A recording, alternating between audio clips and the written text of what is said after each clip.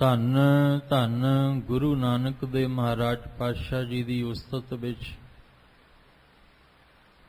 ਭੱਟ ਸਾਹਿਬਾਨ ਵੱਲੋਂ ਉਚਾਰਨ ਕੀਤੇ ਹੋਏ ਸਵਈਏ, ਜਿਨ੍ਹਾਂ ਵਿੱਚੋਂ ਅੱਜ ਦਾ ਅੰਮ੍ਰਿਤਮਈ ਬਾਣੀ ਦਾ ਪਾਠ ਆਪ ਜੀ ਨੇ ਸਰਵਨ ਕੀਤਾ। ਸਤਿਗੁਰੂ ਗੁਰੂ ਪਾਤਸ਼ਾਹ ਜੀ ਦੀ ਉਸਤਤ ਦੇ ਵਿੱਚ ਅੰਮ੍ਰਿਤਮਈ ਬਾਣੀ ਦੇ ਨਾਲ ਸਾਂਝ ਪਾਉਣ ਵਾਸਤੇ ਜੋ ਸਮਾਂ ਪ੍ਰਾਪਤ ਹੋ ਰਿਹਾ ਹੈ, ਮਨ ਬਿਰਤੀਆਂ ਨੂੰ ਇਕਾਗਰ ਕਰਦੇ ਹੋਏ ਨਿਮਾਣੇ ਜੇ ਹੋ ਕੇ ਜੁੜਨ ਦਾ ਯਤਨ ਕਰੀਏ। ਸਮਰੱਥ ਸਤਿਗੁਰੂ ਪਾਤਸ਼ਾਹ ਜੀ ਸਭਨਾਂ ਦੀਆਂ ਹਾਜ਼ਰੀਆਂ ਲੇਖੇ ਵਿੱਚ ਲਾ ਲੈਣ। ਭੱਟ ਸਾਹਿਬਾਨ ਸਵਈਏ ਰੂਪ ਦੇ ਵਿੱਚ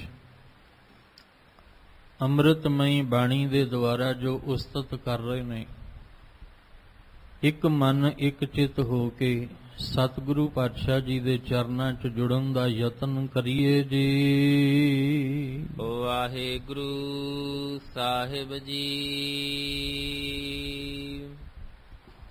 ਸਵਈਏ ਮਹੱਲੇ ਪਹਿਲੇ ਕੇ।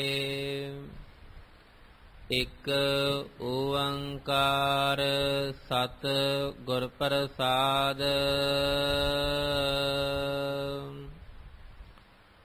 ਰਾਜ ਜੋਗ ਮਾਣਿਓ ਬਸਿਓ ਨਿਰਵੈਰ ਰਿਦੰਤਰ।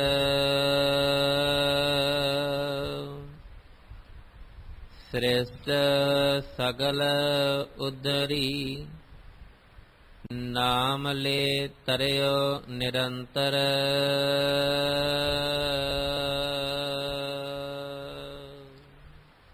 ਆਪ ਜੀ ਰੋਜ਼ਾਨਾ ਇਸ ਅਸਥਾਨ ਤੋਂ ਲੜੀਵਾਰ ਗੁਰਬਾਣੀ ਸ਼ਬਦ ਵਿਚਾਰ ਦੇ ਨਾਲ ਸਾਂਝ ਪਾਉਂਦੇ ਆ ਰਹੇ ਹੋ। ਸਵਈਏ ਮਹੱਲੇ ਪਹਿਲੇ ਕੀ ਗੁਰੂ ਨਾਨਕ ਸਾਹਿਬ ਮਹਾਰਾਜ ਜੀ ਦੀ ਉਸਤਤ ਦੇ ਵਿੱਚ ਜੋ ਸਵਈਏ ਦਾ ਉਚਾਰਨ ਹੋਇਆ, ਔਰ ਗੁਰੂ ਅਰਜਨ ਦੇਵ ਪਾਤਸ਼ਾਹ ਜੀ ਨੇ ਜਦੋਂ ਅੰਮ੍ਰਿਤਮਈ ਬਾਣੀ ਨੂੰ ਇਕੱਤਰ ਕੀਤਾ, ਬਾਣੀ ਦੀ ਬਣਤਰ ਬਣਾਉਂਦਿਆਂ ਹੋਇਆਂ ਸਤਿਗੁਰੂ ਮਹਾਰਾਜ ਜੀ ਨੇ ਇਹ ਪਾਵਨ ਸਵਈਏ ਬਾਣੀ ਦੇ ਰੂਪ ਵਿੱਚ ਦਰਜ ਕੀਤੇ, ਜਿਹਦੇ ਵਿੱਚ ਗੁਰੂ ਨਾਨਕ ਸਾਹਿਬ ਮਹਾਰਾਜ ਜੀ ਦੀ ਉਸਤਤ ਕਰਦਿਆਂ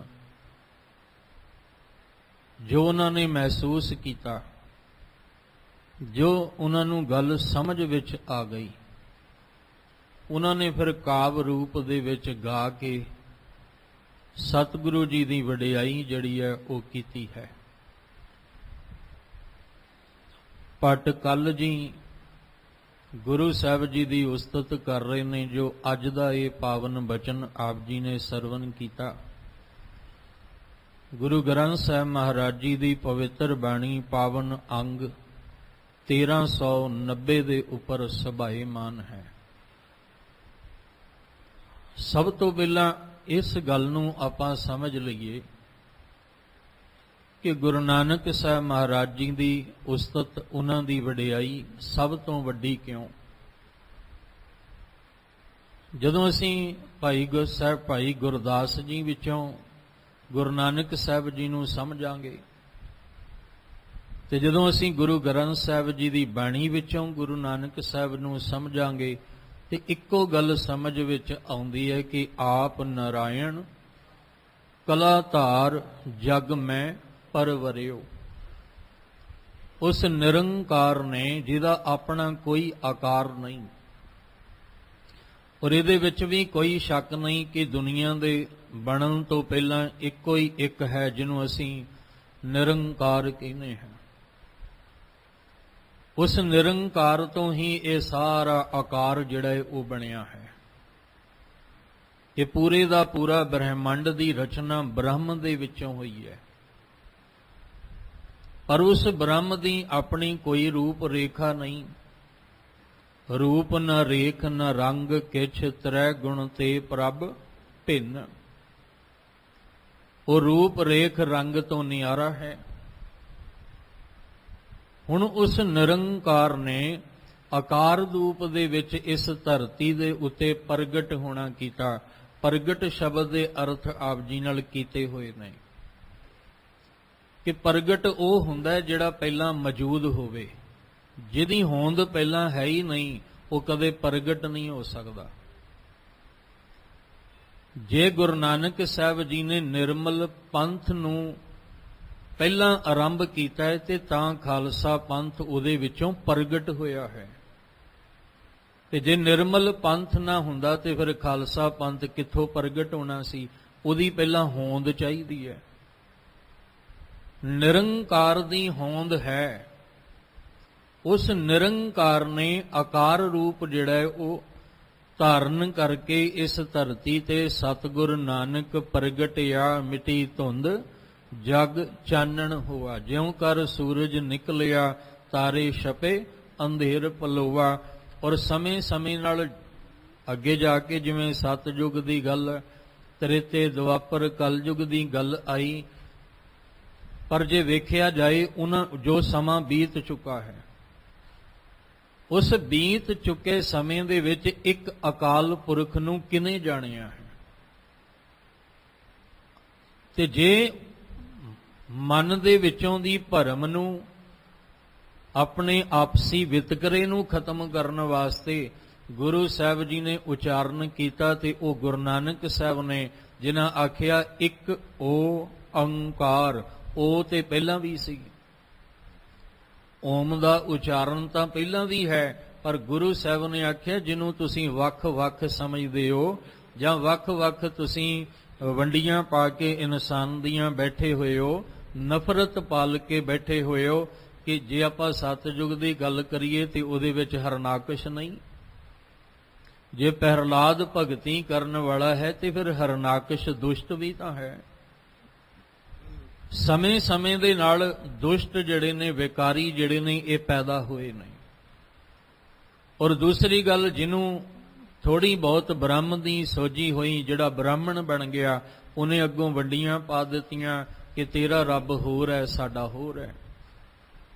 ਜੇ ਸਾਰਿਆਂ ਨੂੰ ਕਿਸੇ ਨੇ ਇੱਕ ਕੀਤਾ ਤੇ ਉਹ ਧੰਨ ਗੁਰੂ ਨਾਨਕ ਸਾਹਿਬ ਨੇ, ਜਿਨ੍ਹਾਂ ਨੇ ਇੱਕ ਓੰਕਾਰ ਦਾ ਉਚਾਰਨ ਕਰਕੇ ਸਾਰਿਆਂ ਦੇ ਮਨਾਂ ਵਿੱਚੋਂ ਦੀ ਭਰਮ ਜਿਹੜਾ ਉਹ ਕੱਢਿਆ ਹੈ।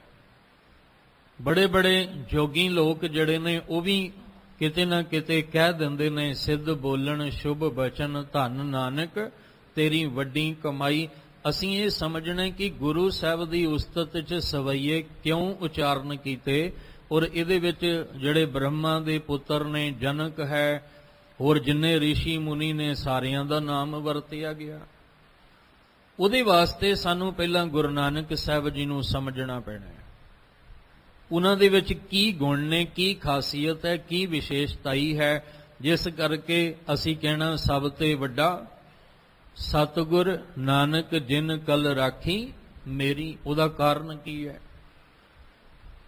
ਭਾਈ ਸਾਹਿਬ ਭਾਈ ਗੁਰਦਾਸ ਜੀ ਦੇ ਜਦੋਂ ਅਸੀਂ ਬਚਨ ਪੜ੍ਹਦੇ ਹਾਂ, ਉਹਨਾਂ ਨੇ ਗੁਰੂ ਸਾਹਿਬ ਦੀ ਉਸਤਤ ਦੇ ਵਿੱਚ ਬਚਨ ਉਚਾਰਨ ਕੀਤਾ, ਸਤਿਗੁਰ ਸੱਚਾ ਪਾਤਸ਼ਾਹ ਬੇਪਰਵਾਹ ਅਥਾ ਸਹਾਬਾ, ਨਾਉ ਗਰੀਬ ਨਿਵਾਜ ਹੈ, ਬੇਮੋਹਤਾਜ ਨਾ ਮੋਹ ਮਹਾਬਾ। ਇਹ ਗੁਣ ਨੇ ਗੁਰੂ ਨਾਨਕ ਸਾਹਿਬ ਦੇ ਚ। ਜਿਹੜਾ ਸਤਿਗੁਰੂ ਦੇ ਰੂਪ ਵਿੱਚ ਨਾਨਕ ਜੀ ਮਿਲੇ ਨੇ, ਉਹ ਕੀ ਹੈ? ਸਤਿਗੁਰ ਸੱਚਾ ਪਾਤਸ਼ਾਹ। ਉਹ ਸੱਚਾ ਪਾਤਸ਼ਾਹ ਹੈ। ਤੇ ਸੱਚਾ ਪਾਤਸ਼ਾਹ ਕੌਣ ਹੈ? ਜਿਹਦਾ ਤਖਤ ਸੱਚਾ ਹੈ, ਤਖਤਾਂ ਦਾ ਜਿਹੜਾ ਮਾਲਕ ਹੈ। ਔਰ ਉਹ ਤਖਤ ਜਿਹੜਾ ਸਦੀਵੀ ਸੱਚ ਹੈ। ਇਹ ਨਹੀਂ ਕਿ ਸਮੇਂ-ਸਮੇਂ ਦੇ ਨਾਲ ਉਹਦੇ ਰੰਗ ਬਦਲ ਜਾਣ ਜਾਂ ਉਹਦੇ ਤੇ ਬੈਠਣ ਵਾਲਾ ਬਦਲ ਜਾਏ। ਨਹੀਂ, ਵੱਡਾ ਤੇਰਾ ਦਰਬਾਰ ਸੱਚਾ, ਤੁਧ ਤਖਤ ਸਿਰ ਸ਼ਾਹਾਂ ਪਾਤਸ਼ਾਹ ਨਿਹਚਲ ਚੌਰ ਛਤ। ਭਾਈ ਸਾਹਿਬ ਜੀ ਕਹਿੰਦੇ, ਸਤਿਗੁਰ ਸੱਚਾ ਪਾਤਸ਼ਾਹ ਬੇਪਰਵਾਹ ਅਥਾ ਸਹਾਬਾ, ਨਾਉ ਗਰੀਬ ਨਿਵਾਜ ਹੈ, ਬੇਮੋਹਤਾਜ ਨਾ ਮੋਹ ਮਹਾਬਾ। ਇਹ ਸਾਰੇ ਗੁਣ ਨੇ ਗੁਰੂ ਨਾਨਕ ਸਾਹਿਬ ਵਿੱਚ।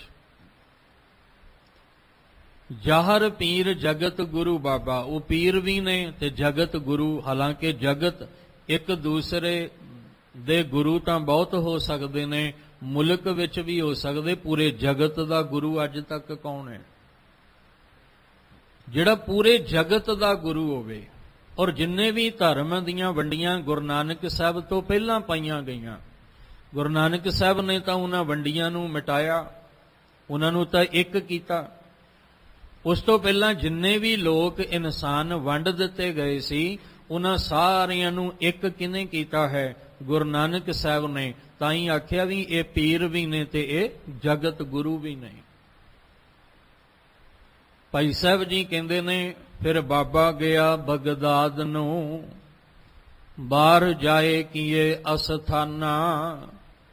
ਇੱਕ ਬਾਬਾ ਅਕਾਲ ਰੂਪ, ਦੂਜਾ ਰਬਾਬੀ ਮਰਦਾਨਾ। ਭਾਈ ਗੁਰਦਾਸ ਜੀ ਕਹਿੰਦੇ, ਜਦੋਂ ਗੁਰੂ ਸਾਹਿਬ ਜੀ ਭਰਮਣ ਕਰਦੇ ਨੇ ਸੰਸਾਰ ਦਾ, ਇਸ ਭੁੱਲੀ ਹੋਈ ਲੋਕਾਈ ਨੂੰ ਸਿੱਧੇ ਰਾਹ ਤੇ ਪਾਉਂਦੇ ਨੇ, ਭਟਕਿਆਂ ਹੋਇਆਂ ਨੂੰ ਸਮਝਾਉਂਦੇ ਨੇ ਕਿ ਸਾਰਿਆਂ ਦਾ ਰੱਬ ਵੱਖਰਾ ਨਹੀਂ, ਸਾਰਿਆਂ ਦਾ ਰੱਬ ਇੱਕ ਹੈ। ਉਹਨੂੰ ਭਾਵੇਂ ਤੁਸੀਂ ਅੱਲਾ ਕਹਿ ਲਓ, ਭਾਵੇਂ ਰਾਮ ਕਹਿ ਲਓ, ਰਹੀਮ ਕਹਿ ਲਓ, ਪਰ ਉਹ ਹੈ ਇੱਕ। ਉਹਨੂੰ ਵੰਡਣ ਦਾ ਯਤਨ ਨਾ ਕਰੋ, ਕਿਉਂਕਿ ਉਹ ਵੰਡਿਆ ਹੀ ਨਹੀਂ ਜਾ ਸਕਦਾ। ਉਹਦੇ ਤੋਂ ਬਿਨਾਂ ਦੂਜਾ ਹੈ ਹੀ ਕੋਈ ਨਹੀਂ। ਕਿਉਂਕਿ ਜਿੰਨੇ ਧਰਮ ਬਣ ਗਏ, ਔਰ ਜਿੰਨੇ ਮਜ਼ਹਬ ਬਣ ਗਏ, ਜਿੰਨੀਆਂ ਵੰਡੀਆਂ ਪੈ ਗਈਆਂ, ਉਨੇ ਹੀ ਰੱਬ ਬਣ ਗਏ। ਸਤਿਗੁਰੂ ਜੀ ਨੇ ਸਮਝਾਇਆ ਕਿ ਸਾਰਿਆਂ ਦਾ ਰੱਬ ਇੱਕ ਹੈ। ਇਸ ਤੋਂ ਪਹਿਲਾਂ ਕਬੀਰ ਸਾਹਿਬ ਜੀ ਨੇ ਵੀ ਯਤਨ ਕੀਤਾ ਸਮਝਾਉਣ ਦਾ, ਪਰ ਜਿਹੜੇ ਉਹ ਬੋਲ ਨੇ ਉਹ ਕਿਹਨੇ ਸੰਭਾਲੇ? ਧੰਨ ਗੁਰੂ ਨਾਨਕ ਸਾਹਿਬ ਨੇ। ਅਵਲ ਅੱਲਾਹ ਨੂਰ ਉਪਾਇਆ, ਕੁਦਰਤ ਕੇ ਸਭ ਬੰਦੇ, ਏਕ ਨੂਰ ਤੇ ਸਭ ਜਗ ਉਪਜਿਆ, ਕੌਣ ਭਲੇ ਕੋ ਮੰਦੇ। ਭਾਈ ਸਾਹਿਬ ਕਹਿੰਦੇ ਜਦੋਂ ਗਏ ਨੇ ਨਾ, ਭਾਈ ਗੁਰਦਾਸ ਜੀ ਕਹਿੰਦੇ ਆ ਵੀ ਫਿਰ ਬਾਬਾ ਗਿਆ ਬਗਦਾਦ ਨੂੰ, ਬਾਹਰ ਜਾਏ ਕੀਏ ਅਸਥਾਨਾ। ਇੱਕ ਬਾਬਾ ਅਕਾਲ ਰੂਪ, ਅਕਾਲ ਇੱਕੋ ਹੀ ਹੈ, ਬਾਕੀ ਤਾਂ ਸਾਰੇ ਹੀ ਕਾਲ ਦੇ ਵਸ ਨੇ। ਸਾਰਾ ਸੰਸਾਰ ਸਕਲ ਕਾਲ ਕਾ ਕੀਆ ਤਮਾਸ਼ਾ, ਸਾਰਾ ਤਮਾਸ਼ਾ ਹੀ ਜਗਤ ਦਾ ਕਾਲ ਦੇ ਵਸ ਦੇ ਵਿੱਚ ਹੈ। ਪਰ ਗੁਰੂ ਨਾਨਕ ਸਾਹਿਬ ਲਈ ਸ਼ਬਦ ਵਰਤਿਆ ਅਕਾਲ ਰੂਪ, ਜਿਹਦੇ ਉੱਤੇ ਕਾਲ ਦਾ ਪ੍ਰਭਾਵ ਨਹੀਂ ਪੈਂਦਾ, ਜਿਹਦੇ ਉੱਤੇ ਕਾਲ ਦਾ ਅਸਰ ਨਹੀਂ ਹੁੰਦਾ। ਕਹਿੰਦੇ ਜਦੋਂ ਜਾ ਕੇ ਉੱਥੇ ਨਵਾਜ਼ ਪੜ੍ਹ ਕੇ ਗੁਰੂ ਨਾਨਕ ਸਾਹਿਬ ਮਹਾਰਾਜ ਜੀ ਨੇ ਉੱਚੀ ਸਾਰੀ ਬਾਂਗ ਦਿੱਤੀ ਹੈ ਨਾ, ਤੇ ਜਿਹੜਾ ਉੱਥੇ ਦਾ ਪੀਰ ਹੈ ਦਸਤਗੀਰ, ਤੇ ਸਾਰੇ ਹੀ ਹੈਰਾਨ ਵੀ ਹੋ ਗਏ ਤੇ ਸੁੰਨ ਮੁੰਨ ਵੀ ਹੋ ਗਏ। ਫਿਰ ਉਸ ਵੇਲੇ ਕਹਿੰਦੇ ਪੁੱਛਿਆ ਫਿਰ ਕਹਿ ਦਸਤਗੀਰ, ਸਿਰਫ ਵਿੱਚੋਂ ਦੀ ਇੱਕ ਗੱਲ ਸਮਝਣ ਵਾਸਤੇ ਕਿ ਜਦੋਂ ਸੁੰਨ ਮੁੰਨ ਨਗਰੀ ਹੋ ਗਈ, ਬਾਂਗ ਦਿੱਤੀ ਗੁਰੂ ਨਾਨਕ ਸਾਹਿਬ ਨੇ, ਅਕਾਲ ਦਾ ਰੂਪ ਹੋਏ ਗੁਰੂ ਨਾਨਕ ਸਾਹਿਬ ਜੀ ਆਏ ਭਾਈ ਮਰਦਾਨਾ ਜੀ ਨੂੰ ਲੈ ਕੇ। ਕਹਿੰਦੇ ਪੁੱਛਿਆ ਫਿਰ ਕਹਿ ਦਸਤਗੀਰ, ਕੌਣ ਫਕੀਰ ਕਿਸ ਕਾ ਘਰੇ ਹਾਨਾ। ਇਹ ਕਿਹੜਾ ਫਕੀਰ ਹੈ? ਇਹਦਾ ਘਰਾਨਾ ਕਿਹੜਾ? ਕਿਹੜੇ ਘਰਾਨੇ ਦੇ ਵਿੱਚੋਂ ਦੀ ਇਹ ਫਕੀਰ ਅੱਜ ਬਗਦਾਦ ਦੀ ਧਰਤੀ ਤੇ ਆਇਆ? ਐਸੀ ਬਾਂਗ ਤਾਂ ਰੋਜ਼ ਦਿੱਤੀ ਜਾਂਦੀ ਹੈ। ਅੱਲਾਹ ਨੂੰ ਤਾਂ ਰੋਜ਼ ਚੇਤੇ ਕੀਤਾ ਜਾਂਦਾ ਹੈ, ਪਰ ਅੱਜ ਕੈਸਾ ਫਕੀਰ ਆਇਆ ਜਿਹਨੇ ਬਾਂਗ ਦਿੱਤੀ ਹੈ ਉਸ ਅੱਲਾਹ ਦੇ ਨਾਮ ਦੀ, ਇਹ ਸਾਰੇ ਸੁੰਨ ਮੁੰਨੀ ਹੋ ਗਏ।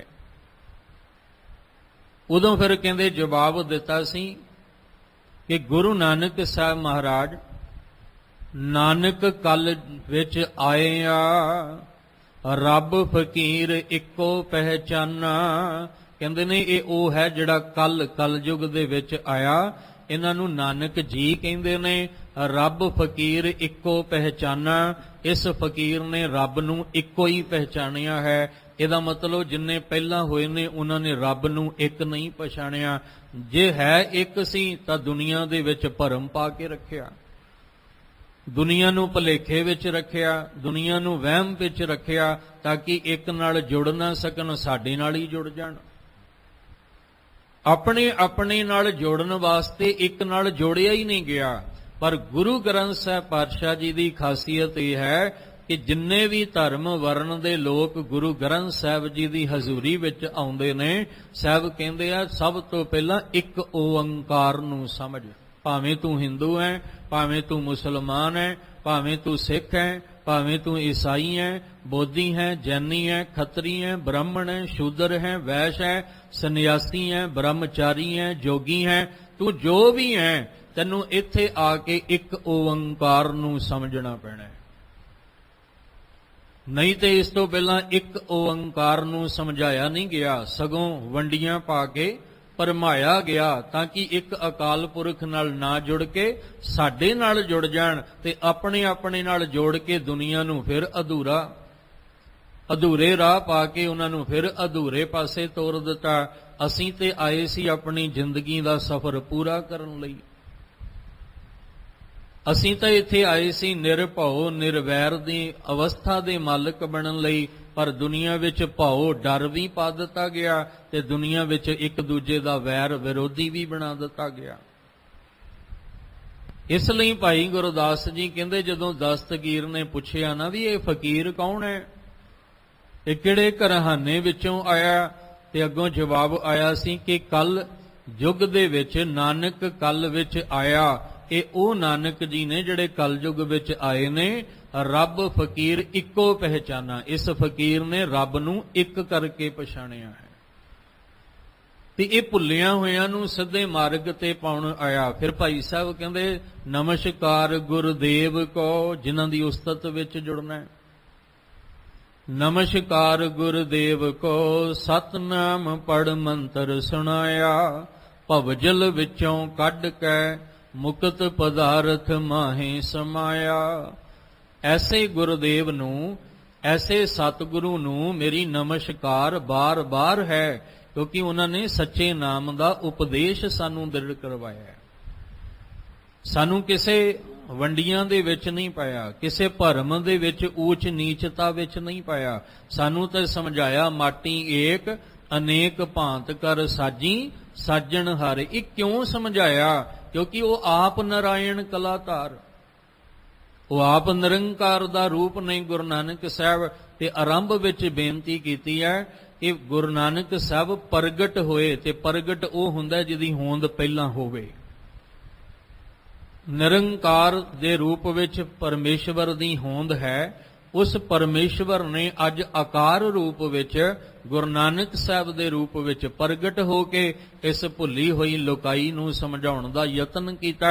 ਇਸੇ ਲਈ ਭੱਟ ਕਹਿੰਦੇ, ਨਾਨਕ ਜੀ ਤੁਸੀਂ ਤਾਂ ਪਹਿਲਾਂ ਵੀ ਹੋ, ਤੁਸੀਂ ਤਾਂ ਪਹਿਲਾਂ ਵੀ ਮੌਜੂਦ ਹੋ। ਪਹਿਲਾਂ ਜਿਹੜੇ ਬੰਦਗੀ ਕਰਨ ਵਾਲੇ ਰਾਜੇ ਮਹਾਰਾਜੇ ਰਿਸ਼ੀ ਮੁਨੀ ਹੋਏ ਨੇ, ਪੀਰ ਪੈਗੰਬਰ, ਤੁਸੀਂ ਤਾਂ ਉਦੋਂ ਵੀ ਸੀ। ਉਦੋਂ ਕਿਉਂ ਸੀ?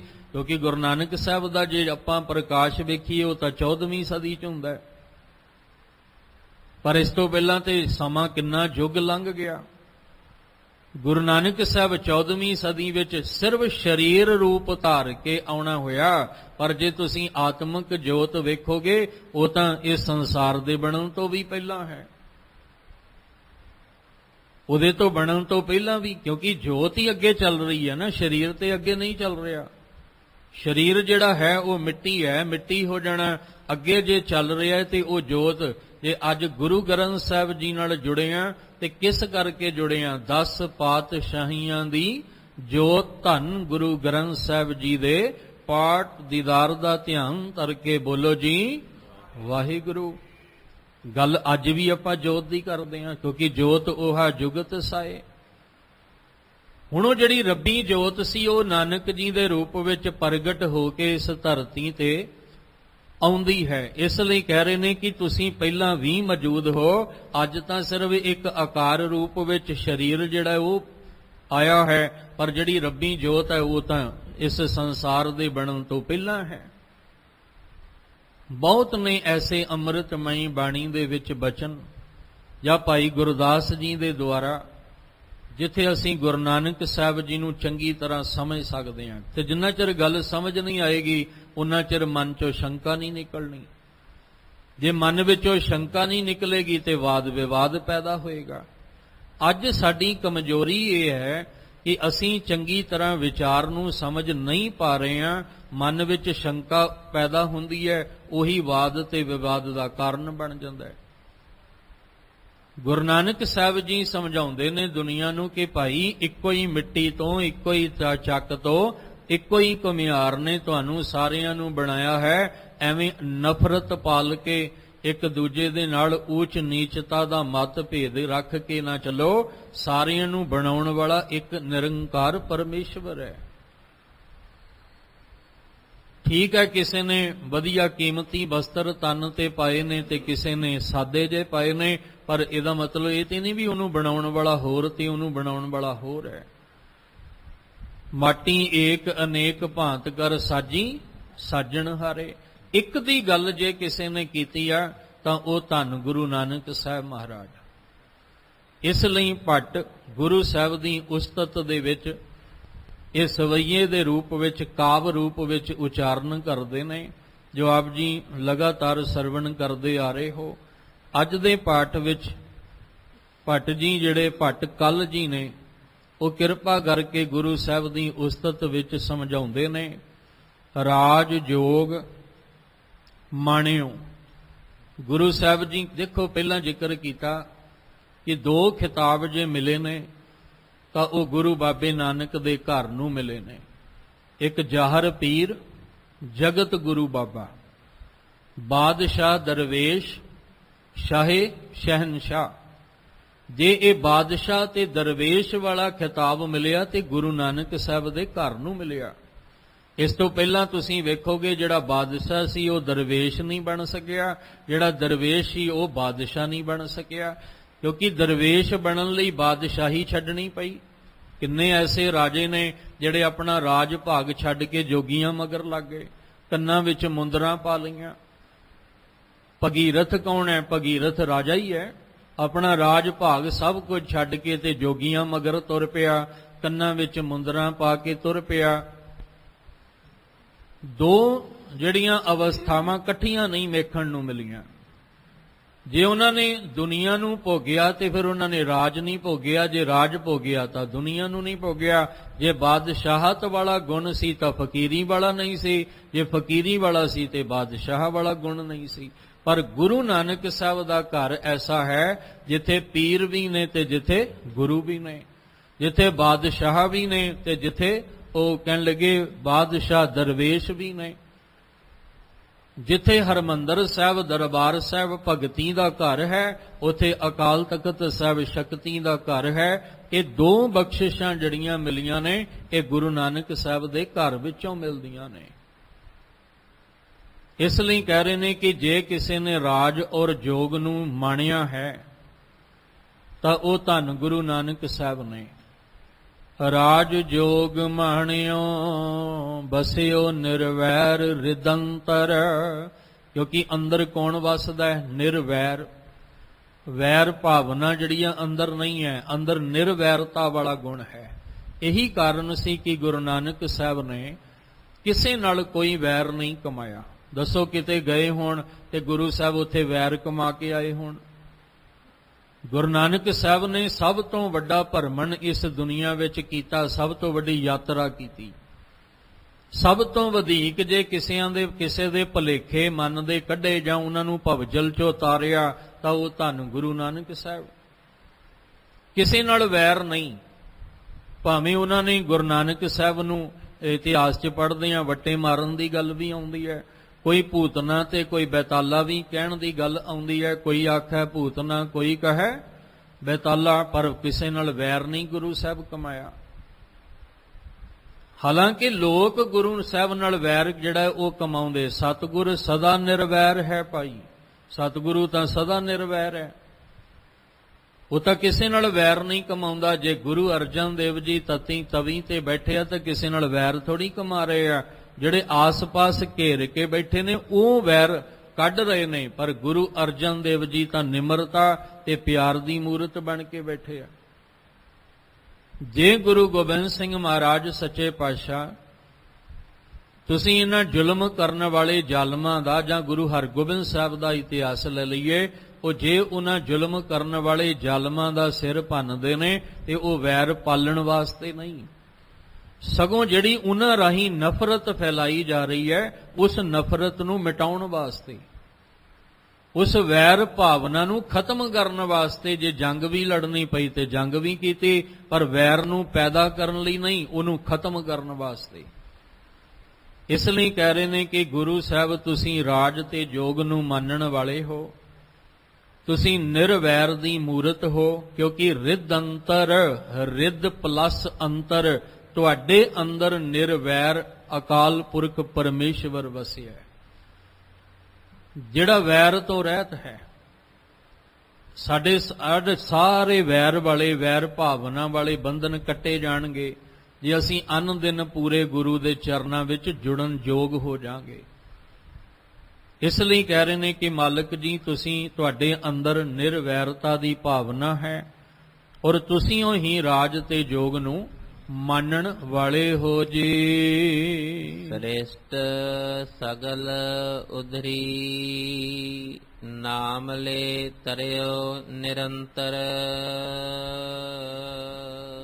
ਇਸ ਧਰਤੀ ਤੇ ਤੁਸੀਂ ਆਏ, ਇਸ ਸ੍ਰਿਸ਼ਟੀ ਦੇ ਵਿੱਚ ਸਤਿਗੁਰੂ ਆ ਕੇ ਤੁਸੀਂ ਸਾਰਿਆਂ ਨੂੰ ਨਾਮ ਨਾਲ ਜੋੜਿਆ। ਤੁਸੀਂ ਨਾਮ ਦਾ ਬੀਜ ਪਾਉਣ ਦਾ ਹੋਕਾ ਦਿੱਤਾ, ਨਾਮ ਜਪਣ ਲਈ, ਨਾਮ ਨਾਲ ਜੁੜਨ ਲਈ। ਕਿਹੜੇ ਨਾਮ ਨਾਲ? ਜਪ ਮਨ ਸਤ ਨਾਮ, ਸਦਾ ਸਤ ਨਾਮ। ਕਿਉਂਕਿ ਨਾਮ ਤੇ ਬਹੁਤ ਸੀ ਉਸ ਵੇਲੇ। ਗੁਰੂ ਨਾਨਕ ਸਾਹਿਬ ਤੋਂ ਪਹਿਲਾਂ ਵੀ ਨਾਮ ਜਿਹੜੇ ਆ ਉਹ ਬੜੇ ਧਿਆਏ ਜਾ ਰਹੇ ਆ, ਬੜਿਆਂ ਦਾ ਰਟਨ ਕੀਤਾ ਜਾ ਰਿਹਾ। ਅੱਜ ਵੀ ਕਿਸੇ ਨਾਮ ਦੀ ਕਮੀ ਨਹੀਂ, ਬੜੇ ਤਰ੍ਹਾਂ ਦੇ ਨਾਮ ਨੇ। ਹਰ ਇੱਕ ਭਾਸ਼ਾ ਦੇ ਵਿੱਚ, ਹਰ ਇੱਕ ਬੋਲੀ ਵਿੱਚ, ਹਰ ਇੱਕ ਮੁਲਕ ਵਿੱਚ ਹਰ ਇੱਕ ਨੇ ਆਪਣਾ ਆਪਣਾ ਅਡੰਬਰ ਰਚ ਕੇ ਤੇ ਨਾਮ ਵੰਡਣਾ ਸੰਸਾਰ ਵਿੱਚ ਕੀਤਾ ਹੈ। ਪਰ ਜਿਹੜਾ ਨਾਮ ਗੁਰੂ ਸਾਹਿਬ ਤੁਹਾਡੇ ਹਿਰਦੇ ਵਿੱਚ ਸੀ, ਸੱਚਾ ਨਾਮ, ਜਿਹਨੂੰ ਆਰੰਭ ਵਿੱਚ ਹੀ ਕਿਹਾ ਕਿ ਜਿਹਨੂੰ ਇੱਕ ਓੰਕਾਰ ਨਾਲ ਤੁਹਾਨੂੰ ਜੋੜਨਾ ਨਾ, ਉਹ ਹੈ ਸਤ ਨਾਮ। ਉਹਦਾ ਨਾਮ ਬਿਲਕੁਲ ਸੱਚਾ ਹੈ। ਉਸ ਸੱਚੇ ਨਾਮ ਨਾਲ ਜਦੋਂ ਤੁਸੀਂ ਜੁੜੋਗੇ ਤੇ ਤੁਹਾਡਾ ਹਲਤ ਪਲਤ ਮੁਖ ਉਜਲ ਹੋਈ ਹੈ। ਤੁਹਾਡਾ ਮੁਖ ਲੋਕ ਤੇ ਪਰਲੋਕ ਵਿੱਚ ਉਜਲ ਹੋਏਗਾ। ਤੁਹਾਨੂੰ ਉਹ ਨਾਮ ਜਪਣ ਲਈ ਦਿੱਤਾ ਗਿਆ ਹੈ, ਜਿਨੀ ਨਾਮ ਧਿਆਇਆ ਗਏ ਮਸ਼ੱਕਤ ਘਾਲ, ਨਾਨਕ ਤੇ ਮੁਖ ਉਜਲੇ ਕੇਤੀ ਛੁੱਟੀ ਨਾਲ। ਇਹ ਉਹ ਨਾਮ ਹੈ ਜਿਹੜਾ ਤੁਹਾਡੇ ਦੁੱਖਾਂ ਦਾ ਨਾਸ਼ ਕਰਨ ਵਾਲਾ ਹੈ। ਦੁੱਖ ਭੰਜਨ ਤੇਰਾ ਨਾਮ ਜੀ, ਦੁੱਖ ਭੰਜਨ ਤੇਰਾ ਨਾਮ। ਇਹ ਜਿਹੜਾ ਨਾਮ ਹੈ ਪਰਮੇਸ਼ਵਰ ਦਾ, ਇਹ ਸਾਨੂੰ ਸੁੱਕਿਆਂ ਨੂੰ ਹਰਿਆ ਕਰਨ ਵਾਲਾ ਹੈ। ਇਹ ਸਾਡੇ ਦੁੱਖ ਜਿਹੜੇ ਨੇ, ਇਹ ਦੁੱਖ ਕੱਟਣ ਵਾਲਾ ਹੈ। ਸਾਡੇ ਜਨਮਾਂ ਜਨਮਾਂ ਦੀ ਮਲ ਨੂੰ ਧੋ ਦੇਣ ਵਾਲਾ ਹੈ। ਇਹ ਸਾਡੇ ਲੋਕ ਤੇ ਪਰਲੋਕ ਵਿੱਚ ਮੁਖ ਨੂੰ ਉਜਲ ਕਰਨ ਵਾਲਾ ਹੈ। ਇਸ ਲਈ ਸਤਿਗੁਰੂ ਪਾਤਸ਼ਾਹ ਜੀ, ਤੁਸੀਂ ਰਾਜ ਜੋਗ ਨੂੰ ਮੰਨਣ ਵਾਲੇ, ਤੁਹਾਡੇ ਹਿਰਦੇ ਅੰਦਰ ਨਿਰਵੈਰ ਦੀ ਭਾਵਨਾ ਹੈ। ਸਾਰੀ ਸ੍ਰਿਸ਼ਟੀ ਦੇ ਵਿੱਚ ਲੁਕਾਈ ਇਸ ਨਾਮ ਨਾਲ ਜੁੜ ਕੇ ਤਰਦੀ ਹੈ। ਲੈ ਤਰਿਓ ਨਿਰੰਤਰ। ਔਰ ਤੁਸੀਂ ਆਪ ਵੀ ਇਸ ਨਾਮ ਦਾ ਆਸਰਾ ਲਿਆ ਔਰ ਜਿਨ੍ਹਾਂ ਜਿਨ੍ਹਾਂ ਨੇ ਤੁਹਾਡੇ ਕੋਲੋਂ ਪਰਮੇਸ਼ਵਰ ਦਾ ਨਾਮ ਲੈ ਕੇ ਨਿਰੰਤਰ ਲਗਾਤਾਰ ਇਸ ਨਾਮ ਨਾਲ ਆਪਣੀ ਸੁਰਤ ਨੂੰ ਜੋੜ ਲਿਆ, ਉਹ ਵੀ ਇਸ ਭਵਜਲ ਵਿੱਚੋਂ ਦੀ ਪਾਰ ਹੋ ਗਏ। ਇਹ ਨਾਮ ਦੁਖਦਾਈ ਨਹੀਂ, ਇਹ ਨਾਮ ਸੁਖਦਾਈ ਹੈ, ਜਿਹੜਾ ਸਾਨੂੰ ਬਾਣੀ ਦੇ ਰਾਹੀਂ ਦਿੱਤਾ ਗਿਆ। ਇੱਕ ਹੋਰ ਧਿਆਨ 'ਚ ਰੱਖਣਾ, ਕਈ ਸਵਾਲ ਕਰਕੇ ਪੁੱਛਦੇ ਨੇ ਕਿ ਗੁਰੂ ਗ੍ਰੰਥ ਸਾਹਿਬ ਦੀ ਬਾਣੀ ਵਿੱਚ ਨਾਮ ਕਿੱਥੇ ਹੈ। ਗੁਰੂ ਗ੍ਰੰਥ ਸਾਹਿਬ ਵਿੱਚੋਂ ਦੀ ਸਾਨੂੰ ਵੀ ਨਾਮ ਦੇ ਦਿਓ। ਕੀ ਗੁਰੂ ਗ੍ਰੰਥ ਸਾਹਿਬ ਦੀ ਬਾਣੀ ਦੇ ਵਿੱਚ ਇੱਕ ਇੱਕ ਅੱਖਰ ਕੱਢ ਕੇ ਨਾਮ ਦਿੱਤਾ ਜਾਂਦਾ ਹੈ? ਕਿ ਗੁਰੂ ਗ੍ਰੰਥ ਸਾਹਿਬ ਜੀ ਦੀ ਬਾਣੀ ਦੇ ਵਿੱਚ ਕੋਈ ਵੱਖਰਾ ਨਾਮ ਗੁਰੂ ਸਾਹਿਬ ਨੇ ਰੱਖਿਆ ਹੋਇਆ ਜਿਹੜਾ ਕੱਢ ਕੇ ਤੁਹਾਡੇ ਕੰਨਾਂ ਦੇ ਵਿੱਚ ਜਿਹੜਾ ਤੁਹਾਨੂੰ ਸੁਣਾਉਣਾ ਹੈ? ਨਹੀਂ, ਪੂਰੀ ਦੀ ਪੂਰੀ ਗੁਰੂ ਗ੍ਰੰਥ ਸਾਹਿਬ ਜੀ ਦੀ ਬਾਣੀ ਹੀ ਸਾਡੇ ਲਈ ਨਾਮ ਹੈ। ਤਾਂ ਹੀ ਤੇ ਆਰੰਭ ਕੀਤਾ ਇੱਕ ਓੰਕਾਰ ਤੋਂ, ਇੱਕ ਅਕਾਲ ਪੁਰਖ ਪਰਮੇਸ਼ਵਰ ਹੈ, ਬਾਕੀ ਸਾਰਾ ਉਹਦਾ ਨਾਮ ਹੀ ਹੈ। ਬਾਕੀ ਉਹਦੇ ਵਿੱਚ ਜਿਹੜੇ ਗੁਣ ਨੇ, ਉਹਦਾ ਜਿਹੜਾ ਨਾਮ ਹੈ ਉਹ ਗੁਰਬਾਣੀ। ਸਾਨੂੰ ਕੋਈ ਗੁਰਬਾਣੀ ਵਿੱਚੋਂ ਵੱਖਰਾ ਨਾਮ ਨਹੀਂ ਕੱਢਣਾ, ਗੁਰਬਾਣੀ ਦਾ ਹੀ ਅਭਿਆਸ ਕਰਕੇ ਇਹਨੂੰ ਨਾਮ ਦਾ ਅੰਦਰ ਰਸ ਜਿਹੜਾ ਹੈ ਉਹਨੂੰ ਪ੍ਰਾਪਤ ਕਰਨਾ ਹੈ। ਕੋਈ ਇਹਦੇ ਵਿੱਚ ਵੱਖਰਾ ਨਹੀਂ। ਗੁਰੂ ਨਾਨਕ ਸਾਹਿਬ ਜੀ ਜੇ ਗਏ ਤੇ ਉਹਨਾਂ ਨੇ ਵੱਖਰੇ ਵੱਖਰੇ ਮੰਤਰ ਨਹੀਂ ਜਾ ਕੇ ਵੰਡੇ। ਜਿੱਥੇ ਵੀ ਗਏ ਉਹਨਾਂ ਨੇ ਕਿਹਾ ਜੈਸੀ ਮੈਂ ਆਵੈ ਖਸਮ ਕੀ ਬਾਣੀ। ਉਹਨਾਂ ਨੇ ਖਸਮ ਦੀ ਬਾਣੀ ਨੂੰ ਗਾਇਆ, ਗਾ ਕੇ ਸੁਣਾਇਆ। ਭਾਵੇਂ ਉਹ ਇਸਲਾਮ ਧਰਮ ਵਾਲੇ ਸੀ, ਭਾਵੇਂ ਉਹ ਪੀਰ ਫਕੀਰ ਸਨ, ਭਾਵੇਂ ਉਹ ਚੋਰ ਠੱਗ ਵੀ ਮਿਲੇ ਗੁਰੂ ਨਾਨਕ ਸਾਹਿਬ ਨੂੰ, ਚੰਗੀ ਬਿਰਤੀ ਵਾਲੇ ਮਾੜੀ ਬਿਰਤੀ ਵਾਲੇ ਸਾਰੇ ਹੀ ਮਿਲੇ। ਚੰਗਿਆਈਆਂ ਵਾਲੇ ਬੁਰੀਆਈਆਂ ਵਾਲੇ ਸਾਰੇ ਹੀ ਮਿਲੇ, ਪਰ ਗੁਰੂ ਨਾਨਕ ਸਾਹਿਬ ਨੇ ਸ਼ਬਦ ਹੀ ਸੁਣਾਇਆ ਉਹਨਾਂ ਨੂੰ, ਗੁਰਬਾਣੀ ਹੀ ਗਾ ਕੇ ਸੁਣਾਈ ਹੈ। ਭਾਈ ਮਰਦਾਨਾ ਜੀ ਨੂੰ ਜੇ ਰਬਾਬ ਨਾਲ ਪਕੜਾ ਕੇ ਚੱਲਦੇ ਨੇ, ਇੱਕ ਬਾਬਾ ਅਕਾਲ ਰੂਪ, ਦੂਜਾ ਰਬਾਬੀ ਮਰਦਾਨਾ, ਤੇ ਉਹ ਕਾਹਦੇ ਲਈ ਸੀ ਕਿ ਜਿਹੜੀ ਬਾਣੀ ਧੁਰੋਂ ਆਉਣੀ ਹੈ ਉਹੀ ਸੁਣਾਉਣੀ ਹੈ। ਉਹੀ ਬਾਣੀ ਸਾਡੇ ਕੋਲ ਅੱਜ ਗੁਰੂ ਗ੍ਰੰਥ ਸਾਹਿਬ ਪਾਤਸ਼ਾਹ ਦੇ ਰੂਪ ਵਿੱਚ ਹੈ। ਇਸ ਲਈ ਕਹਿ ਰਹੇ ਨੇ ਕਿ ਮਾਲਕ ਜੀ ਸਾਰੀ ਸ੍ਰਿਸ਼ਟੀ ਨੇ ਨਾਮ ਦੇ ਨਾਲ ਤਰਨਾ ਹੈ। ਇਹ ਜਿਹੜਾ ਨਾਮ ਹੈ ਨਾ, ਇਹ ਦੋਵੇਂ ਪਾਸੇ ਲੱਗਦਾ ਹੈ। ਇਹਨੂੰ ਕਹਿੰਦੇ ਆ ਦੇਹਲੀ ਦੀਪਕ। ਜਿਹੜਾ ਦੇਹਲੀ ਦੀਪਕ ਦਰਵਾਜ਼ੇ ਵਿੱਚ ਦੀਵਾ ਰੱਖੋਗੇ, ਅੰਦਰ ਵੀ ਰੋਸ਼ਨੀ ਕਰੇਗਾ ਤੇ ਬਾਹਰ ਵੀ ਰੋਸ਼ਨੀ ਕਰੇਗਾ। ਇਹ ਨਾਮ ਜਿਹੜਾ ਇਹ ਦੋਵੇਂ ਪਾਸੇ ਲੱਗ ਜਾਣਾ ਹੈ। ਸ੍ਰਿਸ਼ਟ ਸਗਲ ਉਦਰੀ ਨਾਮ, ਇੱਥੇ ਵੀ ਲੱਗ ਸਕਦਾ ਹੈ। ਦੂਜੇ ਪਾਸੇ ਆ ਵੀ ਨਾਮ ਲੈ ਤਰਿਓ ਨਿਰੰਤਰ। ਇਹ ਜਿਹੜਾ ਨਾਮ ਹੈ ਇਹ ਦੋਵੇਂ ਪਾਸੇ ਇਹਦਾ ਉਚਾਰਨ ਜਿਹੜਾ ਵਿਸ਼ਰਾਮ ਲਾ ਕੇ ਕੀਤਾ ਜਾ ਸਕਦਾ ਹੈ। ਇਹਨੂੰ ਕਹਿੰਦੇ ਆ ਦੇਹਲੀ ਦੀਪਕ। ਗੁਰਬਾਣੀ ਵਿੱਚ ਬਹੁਤ ਐਸੇ ਜਿਹੜੇ ਨੇ ਸ਼ਬਦ ਨੇ ਜਿਨ੍ਹਾਂ ਨੂੰ ਆਪਾਂ ਦੋਨੇ ਪਾਸੇ ਜਿਹੜਾ ਵਿਸ਼ਰਾਮ ਲਾ ਕੇ ਵਰਤ ਸਕਦੇ ਹਾਂ, ਪਰ ਇਹ ਵੀ ਅਨਰਥ ਨਹੀਂ ਹੋਣਾ ਚਾਹੀਦਾ, ਅਰਥ ਜਿਹੜਾ ਉਹ ਹੋਣਾ ਚਾਹੀਦਾ ਹੈ। ਇੱਥੇ ਕਹਿੰਦੇ ਨੇ ਜਿਸ ਨਾਮ ਵਿੱਚ, ਕਿਉਂਕਿ ਮਾਂ ਅੱਖਰ ਨੂੰ ਸਿਹਾਰੀ ਹੈ ਨਾਮ ਵਿੱਚ। ਨਾਮ ਕੀ ਹੈ? ਸੱਚਾ ਪਰਮੇਸ਼ਵਰ। ਸੱਚਾ ਨਾਮ ਜਿਹੜਾ ਤੁਸੀਂ ਆਪਣੇ ਹਿਰਦੇ ਦੇ ਅੰਦਰ। ਦੂਜੀ ਗੱਲ, ਸਤਿਗੁਰ ਦਾਤਾ ਨਾਮ ਕਾ। ਸਤਿਗੁਰੂ ਕੀ ਹੈ? ਨਾਮ ਦਾ ਦਾਤਾ ਹੈ। ਤੇ ਦਾਤੇ ਦਾ ਕੰਮ ਕੀ ਹੁੰਦਾ ਹੈ? ਦਾਤਾਂ ਵੰਡਣੀਆਂ। ਅਸੀਂ ਭਿਖਾਰੀ ਕਿਹਦੇ ਬਣਨਾ ਹੈ? ਅਸੀਂ ਭਿਖਾਰੀ ਸਤਿਗੁਰੂ ਦੇ ਦਰ ਦਾ ਬਣਨਾ ਹੈ, ਕਿਉਂਕਿ ਦਾਤਾ ਨਾਮ ਦਾ ਸਤਿਗੁਰੂ ਹੈ, ਕੋਈ ਦੇਹਧਾਰੀ, ਕੋਈ ਸਰੀਰ ਨਹੀਂ। ਸਤਿਗੁਰ ਜਿਹਦੇ ਕੋਲ ਸੱਚਾ ਗਿਆਨ ਹੈ, ਜਿਹੜਾ ਗਿਆਨ ਨਾਲ ਭਰਪੂਰ ਹੈ। ਸਤਿਗੁਰ ਦਾਤਾ ਨਾਮ ਕਾ। ਕਹਿਣ ਲੱਗੇ ਪੂਰਾ ਜਿਸ ਭੰਡਾਰ, ਜਿਹਦੇ ਕੋਲ ਪੂਰਾ ਭੰਡਾਰ ਭਰਿਆ ਪਿਆ ਹੈ। ਸਦਾ ਸਦਾ ਤਿਸ ਸਹਲਾਹੀਐ ਅੰਤ ਨ ਪਾਰਾਵਾਰ। ਉਹਨੂੰ ਨਿਤ ਸਹਲਾਓ, ਉਹਦੇ ਨਿਤ ਗੁਣ ਗਾਓ, ਨਿਤ ਗੁਰੂ ਗੁਰੂ ਜਪੋ। ਜਦੋਂ ਤੁਸੀਂ ਗੁਰੂ ਗੁਰੂ ਜਪੋਗੇ ਤੇ ਗੁਰੂ ਕੀ ਹੈ? ਦਾਤਾ। ਤੇ ਦਾਤੇ ਨੇ ਕੀ ਦੇਣਾ ਹੈ? ਨਾਮ ਦੀ ਦਾਤ ਦੇਣੀ ਹੈ। ਤੇ ਨਾਮ ਦੀ ਦਾਤ ਜਦੋਂ ਮਿਲੇਗੀ ਤੇ ਉਹਦੇ ਨਾਲ ਕੀ ਹੋਏਗਾ? ਸਾਡੇ ਬੰਧਨ ਕੱਟੇ ਜਾਣਗੇ। ਅਸੀਂ ਵਿਕਾਰਾਂ ਦੇ ਬੰਧਨਾਂ ਵਿੱਚ ਫਸੇ ਹੋਏ ਹਾਂ। ਵਿਕਾਰਾਂ ਦੇ ਬੰਧਨ ਵਿੱਚ ਫਸੇ ਹੋਣ ਕਰਕੇ ਦਰ ਬਾ ਦਰ ਭਟਕ ਰਹੇ ਹਾਂ, ਠੋਕਰਾਂ ਖਾ ਰਹੇ ਹਾਂ, ਦੁੱਖ ਭੋਗ ਰਹੇ ਹਾਂ, ਕੁਰਲਾ ਰਹੇ ਹਾਂ, ਰੋ ਰਹੇ ਹਾਂ। ਤੇ ਸਤਿਗੁਰੂ ਜੀ ਕਹਿੰਦੇ ਆ ਮੈਂ ਤੈਨੂੰ ਨਾਮ ਦੀ ਦਾਤ ਦਿਆਂ, ਤੇਰੇ ਬੰਧਨ ਸਾਰੇ ਕੱਟ ਕੇ ਤੈਨੂੰ ਵਡਭਾਗੀ ਬਣਾ ਦਿਆਂ। ਦੋ ਗੱਲਾਂ ਧਿਆਨ 'ਚ ਰੱਖਿਓ, ਇੱਕ ਤਾਂ ਸਤਿਗੁਰੂ ਦਾਤਾ ਨਾਮ, ਸਤਿਗੁਰੂ ਨਾਮ ਦਾ ਦਾਤਾ ਹੈ। ਤੇ ਫਿਰ ਅਸੀਂ ਸਤਿਗੁਰੂ ਕੋਲ ਕਿਸ ਤਰ੍ਹਾਂ ਆਉਣਾ ਹੈ? ਹਮ ਭੀਖਕ ਭਿਖਾਰੀ ਤੇਰੇ, ਤੂੰ ਨਿਜ ਪਤ ਹੈ ਦਾਤਾ। ਹੋ ਦਇਆਲ ਨਾਮ ਦੇਹੋ ਮੰਗਤ ਜਨ ਕੋ ਸਦਾ ਰਹੋ ਰੰਗ ਰਾਤਾ। ਤੂੰ ਪ੍ਰਭ ਦਾਤਾ ਦਾਨ ਮਤ ਪੂਰਾ ਹਮ ਥਾਰੇ ਭਿਖਾਰੀ ਜੀਓ। ਹੁਣ ਹੈ ਤਾਂ ਪ੍ਰਭੂ ਦੱਦਾ ਦਾਤਾ ਏਕ ਹੈ ਸਭ ਕੋ ਦੇਵਨਹਾਰ, ਪਰ ਉਸ ਦਾਤੇ ਨੇ ਸਾਰਾ ਭੰਡਾਰ ਗੁਰੂ ਦੀ ਝੋਲੀ ਵਿੱਚ ਪਾ ਦਿੱਤਾ। ਕਿਉਂ ਪਾ ਦਿੱਤਾ? ਕਿਉਂਕਿ ਉਹ ਜਿਹੜਾ ਪਰਮੇਸ਼ਵਰ ਹੈ ਉਹ ਆਕਾਰ ਤੋਂ ਰਹਿਤ ਹੈ, ਤੇ ਜਿਹੜਾ ਗੁਰੂ ਦਾ ਰੂਪ ਪ੍ਰਗਟ ਕੀਤਾ ਹੈ ਉਹ ਆਕਾਰ ਵਿੱਚ ਹੈ। ਇਸ ਲਈ ਅਸੀਂ ਆਕਾਰ ਰੂਪ ਕੋਲ ਆਉਂਦੇ ਹਾਂ, ਕਿਉਂਕਿ ਜਿਹਦਾ ਆਕਾਰ ਹੀ ਨਹੀਂ ਤੁਸੀਂ ਉਹਨੂੰ ਕਿੱਦਾਂ ਦੇਖੋਗੇ? ਪਰਮਾਤਮਾ ਜੈ ਜੈ ਪੇਖੋ ਤੈ ਹਜੂਰ, ਉਤੇ ਜਿੱਧਰ ਵੇਖੋਗੇ ਉਧਰ ਹੀ ਹੈ, ਅੰਦਰ ਵੀ, ਹਿਰਦੇ 'ਚ ਬਾਹਰ ਵੀ ਹੈ। ਪਰ ਕਦੀ ਸਾਨੂੰ ਮਹਿਸੂਸ ਹੋਇਆ ਵੀ ਉਹ ਹੈ? ਹਰ ਵੇਲੇ ਸਾਡੇ ਨਾਲ ਹੈ, ਇਰਦ ਗਿਰਦ ਆਸ-ਪਾਸ ਹੈ, ਪਰ ਕਦੇ ਨਹੀਂ ਆਪਾਂ, ਕਿਉਂਕਿ ਉਹਦਾ ਰੂਪ ਰੰਗ ਹੀ ਨਹੀਂ ਕੋਈ, ਉਹਦਾ ਕੋਈ ਚੱਕਰ ਚਿਹਨ ਹੀ ਨਹੀਂ ਹੈ, ਉਹਦੀ ਕੋਈ ਸ਼ਕਲ ਸੂਰਤ ਹੀ ਨਹੀਂ ਹੈ। ਫਿਰ ਉਸ ਨਿਰੰਕਾਰ ਨੂੰ ਪਾਉਣ ਵਾਸਤੇ ਸਾਨੂੰ ਕੀ ਕਰਨਾ ਪਏਗਾ? ਜੋ ਉਸ ਸਰਗੁਣ ਨਿਰਗੁਣ ਨਿਰੰਕਾਰ ਸੁਨ ਸਮਾਧੀ ਆਪ, ਜੋ ਉਸ ਨਿਰੰਕਾਰ ਨੇ ਆਪਣਾ ਆਕਾਰ ਗੁਰੂ ਰੂਪ ਵਿੱਚ ਬਣਾਇਆ ਹੈ, ਸਾਨੂੰ ਉਸ ਗੁਰੂ ਨੂੰ ਦਾਤਾ ਬਣ ਕੇ ਉਹਦੇ ਕੋਲੋਂ ਮੰਗਣਾ ਪੈਣਾ ਹੈ।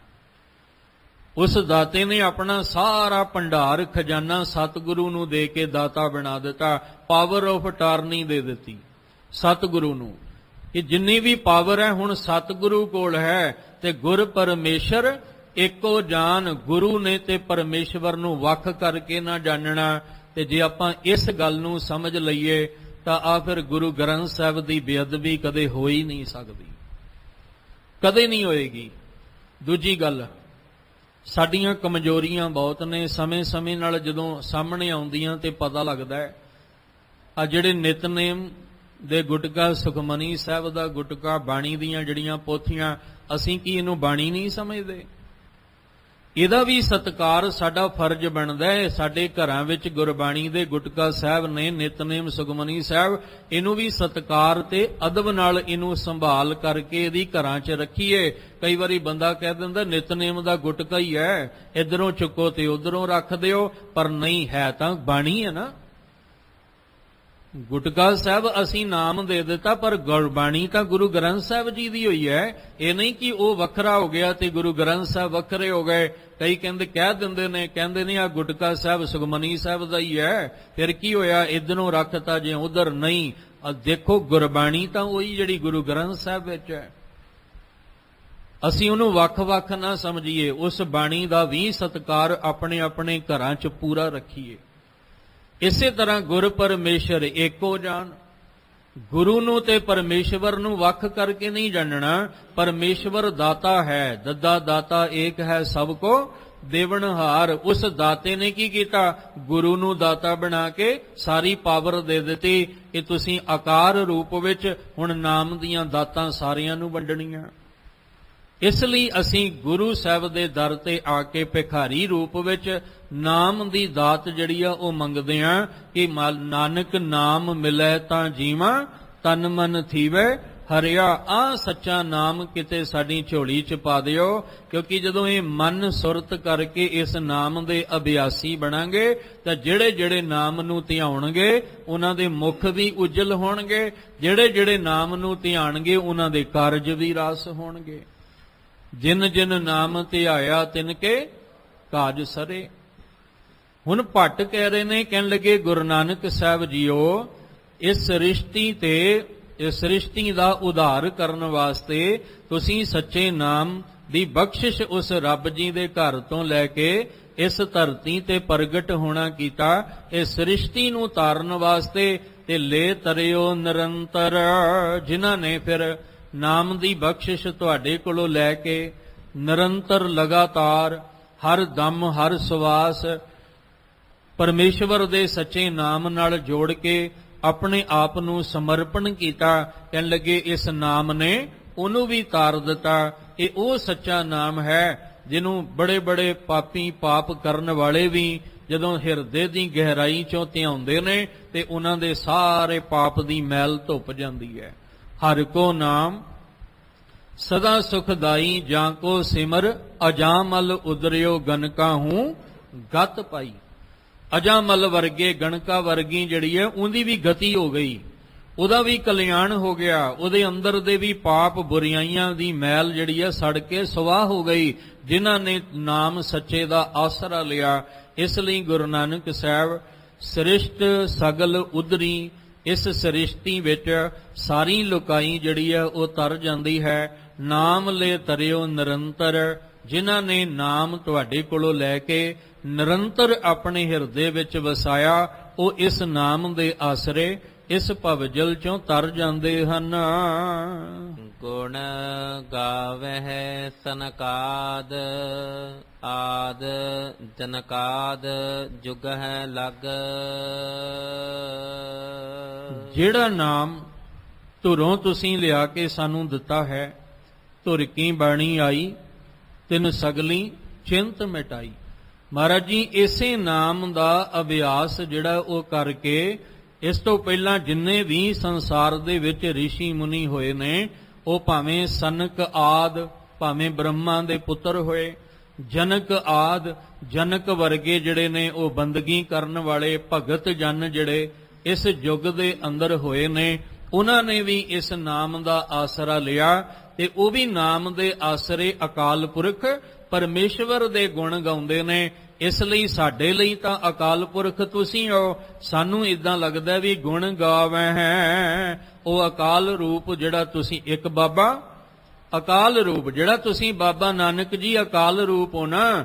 ਅਸੀਂ ਮਹਿਸੂਸ ਕਰ ਰਹੇ ਹਾਂ ਕਿ ਜੇ ਸਨਕ ਸਨੰਦ ਨੇ, ਬ੍ਰਹਮਾ ਦੇ ਪੁੱਤਰ ਨੇ, ਔਰ ਜਨਕ ਵਰਗੇ ਭਗਤ ਆਦ ਜਿੰਨੇ ਵੀ ਹੋਏ ਨੇ ਸਮੇਂ ਦੇ ਵਿੱਚ, ਉਹਨਾਂ ਸਾਰਿਆਂ ਨੇ ਗੁਣ ਤੁਹਾਡੇ ਹੀ ਗਾਏ ਨੇ, ਕਿਉਂਕਿ ਤੁਸੀਂ ਅਕਾਲ ਦਾ ਰੂਪ ਹੋ। ਧੰਨ ਪਤਾਲ ਪੁਰੀ ਜੈਕਾਰ ਧੁਨ, ਕਬ ਜਲ ਕਲ ਵਖਾਣਿਓ। ਭੱਟ ਉਸਤਤ ਕਰਦਿਆਂ ਕਹਿ ਰਹੇ ਨੇ ਕਿ ਗੁਣ ਗਾਵਹਿ ਸਨਕਾਦ ਆਦ ਜਨਕਾਦ ਜੁਗਹਿ ਲਗ, ਧੰਨ ਧੰਨ ਗੁਰ ਧੰਨ ਜਨਮ ਸਕਿਅਥ ਭਲੋ ਜਗ। ਕਿ ਗੁਰੂ ਸਾਹਿਬ ਤੁਸੀਂ ਧੰਨ ਹੋ, ਜਿੰਨਾ ਵੀ ਅਸੀਂ ਤੁਹਾਡੇ ਤੋਂ ਬਲਿਹਾਰੇ ਜਾਈਏ, ਸਦਕੇ ਜਾਈਏ, ਉਨਾ ਹੀ ਥੋੜਾ ਹੈ। ਬਸ ਇਹ ਕਹਿ ਸਕਦੇ ਹਾਂ ਕਿ ਐਸੇ ਗੁਰ ਕੋ ਬਲ ਬਲ ਜਾਈਏ, ਆਪ ਮੁਕਤ ਮੋਹੇ ਤਾਰੇ। ਤੁਸੀਂ ਆਪ ਮੁਕਤ ਹੋ ਤੇ ਸਾਡੇ ਵਰਗਿਆਂ ਨੂੰ ਤਾਰ ਸਕਦੇ ਹੋ। ਜ਼ਿਕਰ ਕਰਨ ਲੱਗਾ ਸੀ ਨਾਮ ਦੀ, ਜਦੋਂ ਗੱਲ ਚੱਲੀ ਕਿ ਸਤਿਗੁਰੂ ਦਾਤਾ ਨਾਮ ਦਾ ਹੈ, ਤੇ ਉਹ ਆਪ ਵੀ ਨਾਮ ਦੇ ਨਾਲ ਜੁੜ ਕੇ ਮੁਕਤ ਨੇ, ਤੇ ਜਿਹਨੂੰ ਵੀ ਨਾਮ ਦੀ ਦਾਤ ਦਿੰਦੇ ਆ ਉਹ ਵੀ ਮੁਕਤ ਹੋ ਜਾਂਦਾ ਹੈ। ਸਤਿਗੁਰੂ ਦੇ ਚਰਨਾਂ ਦੇ ਵਿੱਚ ਆ ਕੇ ਗੁਰ ਕਾ ਸਿੱਖ ਵਡਭਾਗੀ ਕਦੋਂ ਬਣਦਾ ਹੈ? ਜਦੋਂ ਸਤਿਗੁਰ ਸਿੱਖ ਕੇ ਬੰਧਨ ਕਾਟੇ, ਗੁਰ ਕਾ ਸਿੱਖ ਬੇਕਾਰ ਤੇ ਹਟੇ। ਸਤਿਗੁਰ ਸਿੱਖ ਕੋ ਨਾਮ ਧਨ ਦੇ, ਗੁਰ ਕਾ ਸਿੱਖ ਵਡਭਾਗੀ ਹੈ, ਕਿਉਂਕਿ ਸਤਿਗੁਰੂ ਦਾਤਾ ਨਾਮ ਦਾ ਹੈ। ਇਸ ਲਈ ਗੁਰੂ ਸਾਹਿਬ ਜੀ ਧੰਨ ਧੰਨ, ਤੁਸੀਂ ਧੰਨਤਾ ਦੇ ਯੋਗ ਹੋ, ਤੁਸੀਂ ਸਤਿਕਾਰ ਪੂਰਵਕ ਹੋ, ਸਾਡੇ ਲਈ ਤੁਸੀਂ ਹੀ ਰੱਬ ਰੂਪ ਹੋ। ਤੁਸੀਂ ਗੁਰੂ ਸਾਹਿਬ ਜੀ ਧੰਨ ਹੋ। ਅਸੀਂ ਤੁਹਾਨੂੰ ਧੰਨ ਇਸ ਲਈ ਕਹਿੰਦੇ ਹਾਂ ਕਿ ਜਨਮ ਸਖਿਅਥ ਭਲਾਓ ਜਗ। ਜਗ ਦੇ ਵਿੱਚ ਜਿਨ੍ਹਾਂ ਨੇ ਵੀ ਤੁਹਾਡੇ ਚਰਨਾਂ ਦਾ ਆਸਰਾ ਲਿਆ, ਉਹ ਇਸ ਜਨਮ ਵਿੱਚ ਸਫਲ ਹੋ ਗਿਆ, ਉਹਦੀ ਯਾਤਰਾ ਸਫਲ ਹੋ ਗਈ, ਉਹਨਾਂ ਮਨੁੱਖਾ ਜਨਮ ਦੇ ਵਿੱਚ ਆਇਆ, ਸਫਲ ਹੋ ਗਿਆ। ਜਿਨ੍ਹਾਂ ਨੇ ਧੰਨ ਗੁਰੂ ਸਾਹਿਬ ਜੀ ਤੁਹਾਡੇ ਚਰਨਾਂ ਨੂੰ ਪਰਸ ਕੇ ਨਾਮ ਦੀ ਦਾਤ ਲੈ ਕੇ ਨਿਰੰਤਰ ਆਪਣੇ ਹਿਰਦੇ ਵਿੱਚ ਨਾਮ ਦੀ ਬਖਸ਼ਿਸ਼ ਲੈ ਲਈ, ਸਤਿਗੁਰੂ ਜੀ ਉਹਨਾਂ ਨੇ ਤੁਹਾਡੇ ਚਰਨਾਂ ਨੂੰ ਪਰਸ ਕੇ ਆਪਣਾ ਜਨਮ ਸਫਲ ਕਰ ਲਿਆ। ਪਾਤਾਲ ਪੁਰੀ ਜੈਕਾਰ ਧੁਨ, ਕਬ ਜਨ ਕਲ ਵਖਾਣਿਓ। ਕਬ ਜਨ ਕਲ ਵਖਾਣਿਓ, ਇਹ ਭੱਟ ਦਾ ਨਾਮ ਹੈ। ਕਲ ਕਹਿ ਰਹੇ ਨੇ ਗੁਰੂ ਸਾਹਿਬ, ਮੈਨੂੰ ਤੇ ਇਦਾਂ ਮਹਿਸੂਸ ਹੁੰਦਾ ਹੈ ਕਿ ਪਤਾਲਪੁਰੀ, ਜਿਹੜੀ ਪਤਾ ਆਸਮਾਨ ਤੋਂ ਧਰਤੀ, ਧਰਤੀ ਤੋਂ ਪਤਾਲ ਦੀ ਗਹਿਰਾਈ, ਕਿ ਤੁਹਾਡੇ ਨਾਮ ਦੀ ਜਿਹੜੀ ਧੁਨ ਹੈ ਉਹ ਪਤਾਲਪੁਰੀ ਤੱਕ ਸੁਣਾਈ ਦਿੰਦੀ ਹੈ। ਜਿਹੜੀ ਤੁਹਾਡੇ ਨਾਮ ਦੀ ਜੈ ਜੈਕਾਰ ਹੋ ਰਹੀ ਹੈ ਨਾ, ਸਭ ਤੇ ਵੱਡਾ ਸਤਿਗੁਰ ਨਾਨਕ ਜਿਨ ਕਲ ਰਾਖੀ ਮੇਰੀ, ਜਿਹੜੀ ਤੁਹਾਡੀ ਜੈ ਜੈਕਾਰ ਹੋ ਰਹੀ ਹੈ, ਸਿੱਧ ਬੋਲਣ ਸ਼ੁਭ ਬਚਨ ਧੰਨ ਨਾਨਕ ਤੇਰੀ ਵੱਡੀ ਕਮਾਈ। ਜਿਹੜੀ ਤੁਹਾਡੀ ਜੈ ਜੈਕਾਰ ਹੋ ਰਹੀ ਹੈ, ਏਕ ਬਾਬਾ ਅਕਾਲ ਰੂਪ ਦੂਜਾ ਰਬਾਬੀ ਮਰਦਾਨਾ। ਜਿਹੜੀ ਤੁਹਾਡੀ ਜੈ ਜੈਕਾਰ ਹੋ ਰਹੀ ਹੈ, ਉਹ ਮਹਾਰਾਜ ਜੀ ਇਸ ਧਰਤੀ ਤੇ ਨਹੀਂ, ਪਤਾਲ ਦੀਆਂ ਗਹਿਰਾਈਆਂ ਤੱਕ ਜੇ ਕੋਈ ਗੂੰਜ ਸੁਣਾਈ ਦਿੰਦੀ ਹੈ ਤੇ ਬਾਬੇ ਨਾਨਕ ਦੀ ਸੁਣਾਈ ਦਿੰਦੀ ਹੈ। ਜੇ ਕੋਈ ਧੁਨ ਸੁਣਾਈ ਦਿੰਦੀ ਹੈ ਤੇ ਗੁਰੂ ਨਾਨਕ ਸਾਹਿਬ ਦੀ ਸੁਣਾਈ ਦਿੰਦੀ ਹੈ। ਇਹਨੂੰ ਤੁਸੀਂ ਅੱਜ ਦੇ ਸਮੇਂ ਮਹਿਸੂਸ ਕਰ ਸਕਦੇ ਹੋ। ਅੱਜ ਜਿਹੜਾ ਇਹ ਦੌਰ ਚੱਲਿਆ, ਅੱਜ ਇੱਕ ਬਿਮਾਰੀ, ਇੱਕ ਵਾਇਰਸ ਚੱਲਿਆ, ਚਾਰੇ ਪਾਸੇ ਭੁੱਖਮਰੀ ਵਾਲਾ ਸਮਾਂ ਬਣ ਗਿਆ, ਲਾਕਡਾਊਨ ਲੱਗ ਗਿਆ, ਕੰਮ ਬੰਦ ਹੋ ਗਏ, ਲੋਕ ਘਰਾਂ ਵਿੱਚ ਬੰਦ ਹੋ ਗਏ, ਰੋਟੀ ਤੋਂ ਮੁਹਤਾਜ ਹੋ ਗਏ। ਪਰ ਬਾਬੇ ਨਾਨਕ ਦੇ ਘਰ ਤੋਂ ਐਸਾ ਲੰਗਰ ਚੱਲਿਆ ਕਿ ਪੂਰੇ ਮੁਲਕ ਵਿੱਚ, ਸਿਰਫ ਇੱਕ ਨਹੀਂ, ਪੂਰੇ ਮੁਲਕ ਵਿੱਚ ਬਾਬੇ ਨਾਨਕ ਦੀਆਂ ਗੂੰਜਾਂ ਪੈ ਰਹੀਆਂ ਨੇ। ਪੂਰੇ ਮੁਲਕ ਵਿੱਚ ਧੰਨ ਗੁਰੂ ਨਾਨਕ ਸਾਹਿਬ ਦੇ ਘਰ ਦੀ ਜੈ ਜੈਕਾਰ ਹੋ ਰਹੀ ਹੈ। ਇਹਨੂੰ ਅੱਜ ਮਹਿਸੂਸ ਕਰਕੇ ਵੇਖੋ। ਤੇ ਭੱਟ ਕਹਿੰਦੇ ਅਸੀਂ ਤੇ ਮਹਿਸੂਸ ਕੀਤਾ ਜੁੜ ਕੇ ਕਿ ਤੁਹਾਡੇ ਨਾਮ ਦੀ ਗੂੰਜ ਤਾਂ ਪਤਾਲਪੁਰੀ ਤੱਕ ਹੈ। ਭਾਵ ਏਡੀ ਵੱਡੀ ਕਮਾਈ ਧੰਨ ਗੁਰੂ ਨਾਨਕ ਸਾਹਿਬ ਤੁਹਾਡੀ ਹੈ ਜੀ। ਹਰ ਨਾਮ ਰਸਕ ਨਾਨਕ ਗੁਰ, ਰਾਜ ਜੋਗ ਤੈ ਮਾਣਿਓ। ਭੱਟ ਜੀ ਕਹਿ ਰਹੇ ਨੇ, ਕਹਿੰਦੇ ਹਰ ਨਾਮ ਰਸਕ ਨਾਨਕ ਜੀ, ਤੁਸੀਂ ਨਾਮ ਦੇ ਰਸੀਏ ਹੋ। ਤੁਹਾਡੇ ਕੋਲ ਰਸ, ਨਾਮ ਦਾ ਰਸ ਜਿਹੜਾ ਉਹ ਭੰਡਾਰ ਭਰਿਆ ਪਿਆ ਹੈ, ਔਰ ਐਸਾ ਰਸ ਭਰਿਆ ਜਿਹੜਾ ਕਦੇ ਨਾ ਮੁੱਕਣ ਵਾਲਾ। ਬਾਹਰ ਦਾ ਰਸ ਤੇ ਮੁੱਕ ਜਾਏਗਾ, ਪਰ ਆਹ ਵਾਲਾ ਰਸ ਜਿਹੜਾ ਨਾਮ ਦਾ ਹੈ ਨਾ, ਇਹ ਅਖੁੱਟ ਹੈ, ਕਦੇ ਨਹੀਂ ਮੁੱਕਣ ਵਾਲਾ। ਤੁਸੀਂ ਨਾਮ ਦੇ ਹਰੀ ਨਾਮ ਦੇ ਰਸੀਏ ਹੋ, ਗੁਰ ਰਾਜ ਜੋਗ ਤੈ ਮਾਣਿਓ। ਨਾਨਕ ਗੁਰੂ ਸਾਹਿਬ ਜੀ ਇੱਕ ਗੱਲ ਹੋਰ ਧਿਆਨ 'ਚ ਰੱਖਿਓ, ਗੁਰ ਰਾਰਾ ਮੁਕਤਾ ਹੈ, ਤੇ ਜਿੱਥੇ ਮੁਕਤਾ ਰਾਰਾ ਹੋਏਗਾ ਉੱਥੇ ਗੁਰ ਦਾ ਅਰਥ ਗਿਆਨ ਵੀ ਕਰ ਸਕਦੇ ਹਾਂ। ਆਪਾਂ ਕਹਿੰਦੇ ਨਾ ਇਹ ਗੁਰ ਤੈਨੂੰ ਕਿਹਨੇ ਦਿੱਤਾ, ਇਹ ਤੂੰ ਗੁਰ ਕਿੱਥੋਂ ਲਿਆ, ਇਹ ਗਿਆਨ ਕਿੱਥੋਂ ਲਿਆ, ਇਹ ਸਿਖਲਾਈ ਤੈਨੂੰ ਕਿੱਥੋਂ ਮਿਲੀ ਹੈ। ਆਮ ਕਹਿੰਦੇ ਆ ਵੀ ਇਹ ਗੁਰ ਕਿੱਥੋਂ ਮਿਲਿਆ, ਫਲਾਣੇ ਕੋਲ ਤੇ ਬੜਾ ਗੁਰ ਹੈ। ਇੱਥੇ ਗੁਰ ਰਾਰਾ ਮੁਕਤਾ ਹੈ। ਕਹਿਣ ਲੱਗੇ ਨਾਨਕ ਜੀ ਜਿਹੜਾ ਤੁਹਾਡੇ ਕੋਲ ਗਿਆਨ ਭਰਪੂਰ ਭਰਿਆ ਪਿਆ ਹੈ, ਗਿਆਨ ਅੰਜਨ ਗੁਰ ਦੀਆ ਗਿਆਨ ਅੰਧੇਰ ਵਿਨਾਸ਼, ਇੰਨਾ ਗਿਆਨ ਭਰਿਆ ਪਿਆ ਕਿ ਉਹ ਸੂਰਜ ਕੋਲ ਵੀ ਇੰਨਾ ਚਾਨਣ ਦਾ ਗਿਆਨ ਨਹੀਂ ਜਿੰਨਾ ਗੁਰੂ ਕੋਲ ਹੈ। ਜੇ ਸੋ ਚੰਦਾ ਉਗਵੇਂ ਸੂਰਜ ਚੜੇ ਹਜ਼ਾਰ, ਇਤੇ ਚਾਨਣ ਹੁੰਦਿਆਂ ਗੁਰ ਬਿਨ ਘੋਰ ਅੰਧਾਰ। ਗੁਰੂ ਕੋਲ ਗਿਆਨ ਦਾ ਚਾਨਣ ਇੰਨਾ ਜ਼ਿਆਦਾ ਹੈ ਕਿ ਬਾਹਰੋਂ ਹਜ਼ਾਰਾਂ ਸੂਰਜ ਵੀ ਰੋਸ਼ਨੀ ਕਰ ਦੇਣ ਤਾਂ ਵੀ ਉਹ ਗੁਰੂ ਦੇ ਗਿਆਨ ਦੀ ਬਰਾਬਰੀ ਨਹੀਂ ਕਰ ਸਕਦੇ। ਇਸ ਲਈ ਨਾਨਕ ਜੀ ਤੁਸੀਂ ਗਿਆਨ ਨਾਲ ਭਰਪੂਰ ਔਰ ਤੁਸੀਂ ਨਾਮ ਦੇ ਰਸੀਏ ਹੋ, ਜਿਹਦੇ ਨਾਲ ਰਾਜ ਜੋਗ ਤੈ ਮਾਣਿਓ। ਤੁਸੀਂ ਰਾਜ ਵੀ ਮਾਣਿਆ ਤੇ ਜੋਗ ਜੁੜ ਕੇ ਇਸ ਸੰਸਾਰ ਵਿੱਚ ਰਾਜ ਜੋਗ ਦੋਨਾਂ ਨੂੰ ਤੁਸੀਂ ਬਾਖੂਬੀ ਜਿਹੜਾ ਉਹ ਮਾਣਿਆ ਹੈ। ਤੁਸੀਂ ਸੰਸਾਰ ਦੀ ਯਾਤਰਾ ਵੀ ਕੀਤੀ, ਤੁਸੀਂ ਗ੍ਰਸਤ ਜੀਵਨ ਵਿੱਚ ਵੀ ਰਹੇ, ਤੁਸੀਂ ਕਿਰਤ ਕਰੋ ਨਾਮ ਜਪੋ ਵੰਡ ਛਕੋ ਵਾਲਾ ਕਰਮ ਵੀ ਕੀਤਾ, ਤੇ ਤੁਸੀਂ ਸੰਸਾਰ ਦਾ ਭਰਮਣ ਕਰਦਿਆਂ ਕਿਤੇ ਸੁਮੇਰ ਪਰਬਤ ਤੇ ਕਿਤੇ ਗੁਰੂ ਸਾਹਿਬ ਮਹਾਰਾਜ ਸ਼੍ਰੀ ਲੰਕਾ, ਕਿਤੇ ਬਗਦਾਦ, ਕਿਤੇ ਮੁਲਤਾਨ, ਕਿਤੇ ਗੁਰੂ ਸਾਹਿਬ ਜੀ ਮੱਕਾ ਮਦੀਨਾ ਤੇ ਕਿਤੇ ਕਾਂਚੀ ਹਰਿਦੁਆਰ। ਤੁਸੀਂ ਸਾਰੀ ਥਾਵਾਂ ਤੇ ਜਾ ਕੇ ਫਿਰ ਕਰਤਾਰਪੁਰ ਵਿੱਚ ਆ ਕੇ ਤੁਸੀਂ ਰਾਜ ਔਰ ਜੋਗ ਦੋਵਾਂ ਨੂੰ ਜਿਹੜਾ ਉਹ ਤੁਸੀਂ ਮੰਨਣ ਵਾਲੇ ਹੋ। ਸਤ ਜੁਗ ਤੈ ਮਾਣਿਓ, ਚਲਿਓ ਬਲ ਬਾਵਨ ਪਾਇਓ। ਇਹਨੂੰ ਥੋੜਾ ਜਿਹਾ ਸਮਝਣ ਦੀ ਲੋੜ ਹੈ। ਜੇ ਭੱਟ ਕਹਿ ਰਹੇ ਨੇ ਕਿ ਤੁਸੀਂ ਨਿਰੰਕਾਰ ਹੋ, ਆਪ ਨਾਰਾਇਣ ਕਲਾ ਧਾਰ ਦਾ ਰੂਪ ਹੋ, ਤੁਸੀਂ ਪਹਿਲਾਂ ਵੀ ਮੌਜੂਦ ਸੀ, ਜਦੋਂ ਸੰਸਾਰ ਨਹੀਂ ਸੀ ਬਣਿਆ ਉਦੋਂ ਵੀ ਰੱਬੀ ਜੋਤ ਸੀ, ਜਦੋਂ ਸੰਸਾਰ ਬਣਿਆ ਉਦੋਂ ਵੀ ਰੱਬੀ ਜੋਤ ਸੀ, ਅੱਜ ਵੀ ਤੁਸੀਂ ਰੱਬੀ ਜੋਤ ਗੁਰੂ ਗ੍ਰੰਥ ਸਾਹਿਬ ਜੀ ਕਰਕੇ ਸਾਡੇ ਸਾਹਮਣੇ ਪ੍ਰਤੱਖ ਦੀਦਾਰੇ ਸਾਨੂੰ ਬਖਸ਼ ਰਹੇ ਹੋ। ਗੁਰੂ ਸਾਹਿਬ ਜੀ ਅਸੀਂ ਤੁਹਾਨੂੰ ਇਸ ਢੰਗ ਦੇ ਨਾਲ ਜਿਹੜਾ ਉਹ ਮਹਿਸੂਸ ਕਰਦੇ ਹਾਂ ਕਿ ਸਤਜੁਗ ਤੈ ਮਾਣਿਓ, ਚੱਲਿਓ ਬਲ ਬਾਵਨ ਪਾਇਓ। हे ਮਹਾਰਾਜ ਸਤਜੁਗ ਨੂੰ ਵੀ ਤੁਸੀਂ ਹੀ ਮੰਨਣ ਵਾਲੇ ਹੋ। ਜੋ ਭੱਟ ਕਹਿ ਰਹੇ ਨੇ ਕਿ ਜਦੋਂ ਸਤਜੁਗ ਦਾ ਸਮਾਂ ਸੀ, ਵੈਸੇ ਨਾ ਇੱਕ ਥੋੜੀ ਜੀ ਵਿਚਾਰ ਇੱਥੇ ਤੁਹਾਡੇ ਨਾਲ ਸਾਂਝੀ ਕਰਦਾ ਚੱਲਾਂ। ਅਸੀਂ ਕਹਿੰਦੇ ਹਾਂ ਸਤਜੁਗ ਲੰਘ ਗਿਆ, ਦੁਆਪਰ ਲੰਘ ਗਿਆ ਤੇ ਤ੍ਰੇਤਾ ਲੰਘ ਗਿਆ, ਹੁਣ ਤੇ ਜੀ ਘੋਰ ਕਲਯੁਗ ਚੱਲਦਾ ਹੈ। ਪਰ ਜਿੱਥੇ ਆਪਾਂ ਬੈਠੇ ਹੋਏ ਹਾਂ, ਸਤ ਸੰਗਤ ਕਰ ਰਹੇ ਹਾਂ, ਸਾਡੇ ਲਈ ਤੇ ਇਹ ਸਤਜੁਗ ਹੈ। ਜਿੱਥੇ ਸੱਚੀ ਬਾਣੀ ਦੀ ਵਿਚਾਰ ਨਾਲ ਜੁੜੇ ਹੋਏ ਹੋ, ਜਿੱਥੇ ਨਿਰੋਲ ਸੱਚ ਹੈ, ਉਹ ਸਤਜੁਗ ਹੈ। ਜਿਹੜਾ ਅੰਮ੍ਰਿਤ ਵੇਲੇ ਨੂੰ ਸੰਭਾਲ ਕੇ ਰੱਬੀ ਬਾਣੀ ਨਾਲ ਜੁੜਦਾ ਹੈ, ਜਿਹਨੇ ਪ੍ਰਣ ਕਰ ਲਿਆ ਕਿ ਅੱਜ ਤੋਂ ਬਾਅਦ ਮੈਂ ਵਿਕਾਰਾਂ ਵਾਲੇ ਪਾਸੇ ਨਹੀਂ ਜਾਣਾ, ਝੂਠ ਨਹੀਂ ਬੋਲਣਾ, ਮਾੜਾ ਕਰਮ ਨਹੀਂ ਕਰਨਾ, ਉਹਨੂੰ ਥੋੜੀ ਕਵਾਂਗੇ ਕਲਯੁਗ ਦੀ ਦਲਦਲ ਵਿੱਚ ਫਸਿਆ। ਉਹ ਤੇ ਸਤਵਾਦੀ ਹੋ ਗਿਆ, ਸਤਜੁਗ ਵਿੱਚ ਜਿਉਣ ਲੱਗ ਗਿਆ। ਕਿਸੇ ਨੇ ਬੜੀ ਸੋਹਣੀ ਗੱਲ ਕੀਤੀ, ਉਹ ਮਨ ਨੂੰ ਬੜੀ ਲੱਗੀ। ਕਹਿੰਦੇ ਜਿਹੜਾ ਅੰਮ੍ਰਿਤ ਵੇਲੇ ਦਾ ਸਮਾਂ ਹੈ ਨਾ, ਅੰਮ੍ਰਿਤ ਵੇਲੇ ਦਾ 12 ਵਜੇ ਤੋਂ ਲੈ ਕੇ ਕਹਿ ਲਓ 6 ਵਜੇ ਦਾ, ਇਹ ਸਤਜੁਗ ਦਾ ਸਮਾਂ ਹੈ। ਇਹਦੇ ਵਿੱਚ ਪਤਾ ਕੀ ਹੁੰਦਾ ਹੈ? ਭਿੰਨੀ ਰੈਣੜੀਏ ਚਮਕਣ ਤਾਰੇ, ਜਾਗੈ ਸੰਤ ਜਨਾ ਮੇਰੇ RAM ਪਿਆਰੇ। ਆਪਣੇ ਜੀਵਨ ਵਿੱਚ ਟੁਕਾ ਕੇ ਵੇਖਿਓ, ਚਾਰੇ ਦੇ ਚਾਰੇ ਯੁੱਗ ਸਾਨੂੰ ਸਾਡੇ ਜੀਵਨ ਚੋਂ ਹੀ ਨਜ਼ਰ ਆਉਣਗੇ ਅੱਜ ਦੇ ਸਮੇਂ ਵਿੱਚ।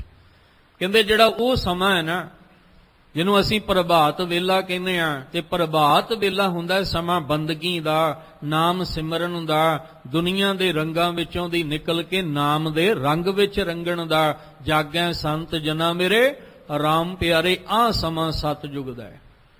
ਤੇ ਜਦੋਂ ਕਹਿੰਦੇ ਦਿਨ ਚੜਿਆ, ਉਜਾਲਾ ਹੋਇਆ, ਰਾਤ ਦਾ ਹਨੇਰਾ ਦੂਰ ਹੋਇਆ, ਫਿਰ ਕੀ ਹੋਇਆ? ਸਾਰੇ ਆਪੋ ਆਪਣੇ ਘਰਾਂ 'ਚ ਉੱਠੇ, ਇਸ਼ਨਾਨ ਕੀਤਾ, ਦੌੜ ਭੱਜ ਸ਼ੁਰੂ ਹੋ ਗਈ। ਕੋਈ ਦੁਕਾਨ ਤੇ ਚਲਾ ਗਿਆ, ਕੋਈ ਕਾਰੋਬਾਰ ਕਰਨ ਚਲਾ ਗਿਆ, ਕੋਈ ਦਿਹਾੜੀ ਲਾਉਣ ਚਲਾ ਗਿਆ, ਕੋਈ ਕਿੱਥੇ ਚਲਾ ਗਿਆ। ਹੁਣ ਦੁਕਾਨਦਾਰੀ ਜਾਂ ਦਿਹਾੜੀ ਜਾਂ ਵਪਾਰਕ ਤਲ ਉੱਤੇ ਅਸੀਂ ਥੋੜਾ ਬਹੁਤ ਝੂਠ ਤਾਂ ਬੋਲਦੇ ਹੋਵਾਂਗੇ। ਅੱਜ ਕਿਸੇ ਨੂੰ ਕਹੀਏ ਨਾ ਵੀ ਸੱਚ ਦਾ ਸੌਦਾ ਵੇਚੋ ਤੇ ਸੱਚ ਦੀ ਦੁਕਾਨਦਾਰੀ ਕਰੋ, ਉਹ ਕਹਿੰਦੇ ਇਹ ਝੂਠ ਦਾ ਸਮਾਂ ਹੈ, ਝੂਠ ਤੋਂ ਬਿਨਾਂ ਦੁਕਾਨਦਾਰੀ ਨਹੀਂ ਚੱਲਦੀ। ਇਹ ਆਪਾਂ ਹੀ ਕਹਿੰਦੇ ਆ। ਹੁਣ ਕੀ ਹੋਇਆ, ਦਿਨ ਵਿੱਚ ਜਿਹੜਾ ਸਮਾਂ ਸੀ 6 ਵਜੇ ਤੋਂ 12 ਵਜੇ ਤੱਕ ਦਾ, ਕਹਿਣ ਲੱਗੇ ਇਹ ਤੁਹਾਡੇ ਲਈ ਤਰੇਤਾ ਬਣ ਗਿਆ, ਕਿਉਂਕਿ ਇਹਦੇ ਵਿੱਚ 25% ਤੁਸੀਂ ਝੂਠ ਬੋਲਣ ਲੱਗ ਪਏ। ਦੌੜ ਭੱਜ ਸ਼ੁਰੂ ਹੋ ਗਈ, ਮਾਇਆਵੀ ਖੇਡ ਸ਼ੁਰੂ ਹੋ ਗਈ। ਉਸ ਮਾਇਆਵੀ ਨੇ ਇਹ ਸਾਰਿਆਂ ਦੀ ਗੱਲ ਨਹੀਂ ਕਰ ਰਿਹਾ, ਆਪਣੇ ਆਪਣੇ ਜੀਵਨ ਵਿੱਚ ਆਪਾਂ ਝਾਤ ਮਾਰ ਕੇ ਵੇਖੀਏ ਕਿ ਕਿਤੇ ਇਦਾਂ ਹੁੰਦਾ ਹੈ ਤੇ ਸਾਡੇ ਲਈ ਫਿਰ ਉਹ ਤਰੇਤਾ ਬਣ ਜਾਏਗਾ। ਦੁਪਹਿਰ ਤੋਂ ਬਾਅਦ ਦਾ ਸਮਾਂ ਸ਼ਾਮ ਦਾ ਦੇਖਣ ਨੂੰ ਮਿਲਦਾ, ਬੰਦਾ ਸਵੇਰੇ ਗੁਰੂ ਘਰ ਜਾਂ ਧਰਮ ਸਥਾਨ ਤੇ ਬੈਠਾ ਸੀ, ਸ਼ਾਮ ਨੂੰ ਸ਼ਰਾਬ ਦੇ ਠੇਕੇ ਤੇ ਬੈਠਾ।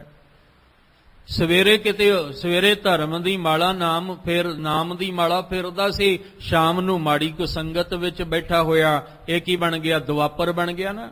ਅੰਦਰ ਕੁਝ ਹੋਰ ਸੀ ਤੇ ਬਾਹਰ ਕੁਝ ਹੋਰ ਸੀ। ਹੁਣ 50% ਵਿਕਾਰ ਇਹਦੇ ਅੰਦਰ ਆ ਗਏ। ਹੁਣ ਸ਼ਾਮ ਨੂੰ ਮਹਿਫਲ ਵਿੱਚ ਜਾ ਕੇ ਬਹਿੰਦਾ, ਸ਼ਾਮ ਨੂੰ ਜਾ ਕੇ ਟੋਲੀ ਬਣਾ ਲੈਂਦਾ, ਮਹਿਫਲ ਵਿੱਚ ਬਹਿੰਦਾ ਤੇ ਜੋ ਕੂੜ ਕਬਾੜ ਚੱਲਦਾ ਉਹ ਉਹਦੇ ਲਈ ਦੁਆਪਰ ਬਣ ਗਿਆ।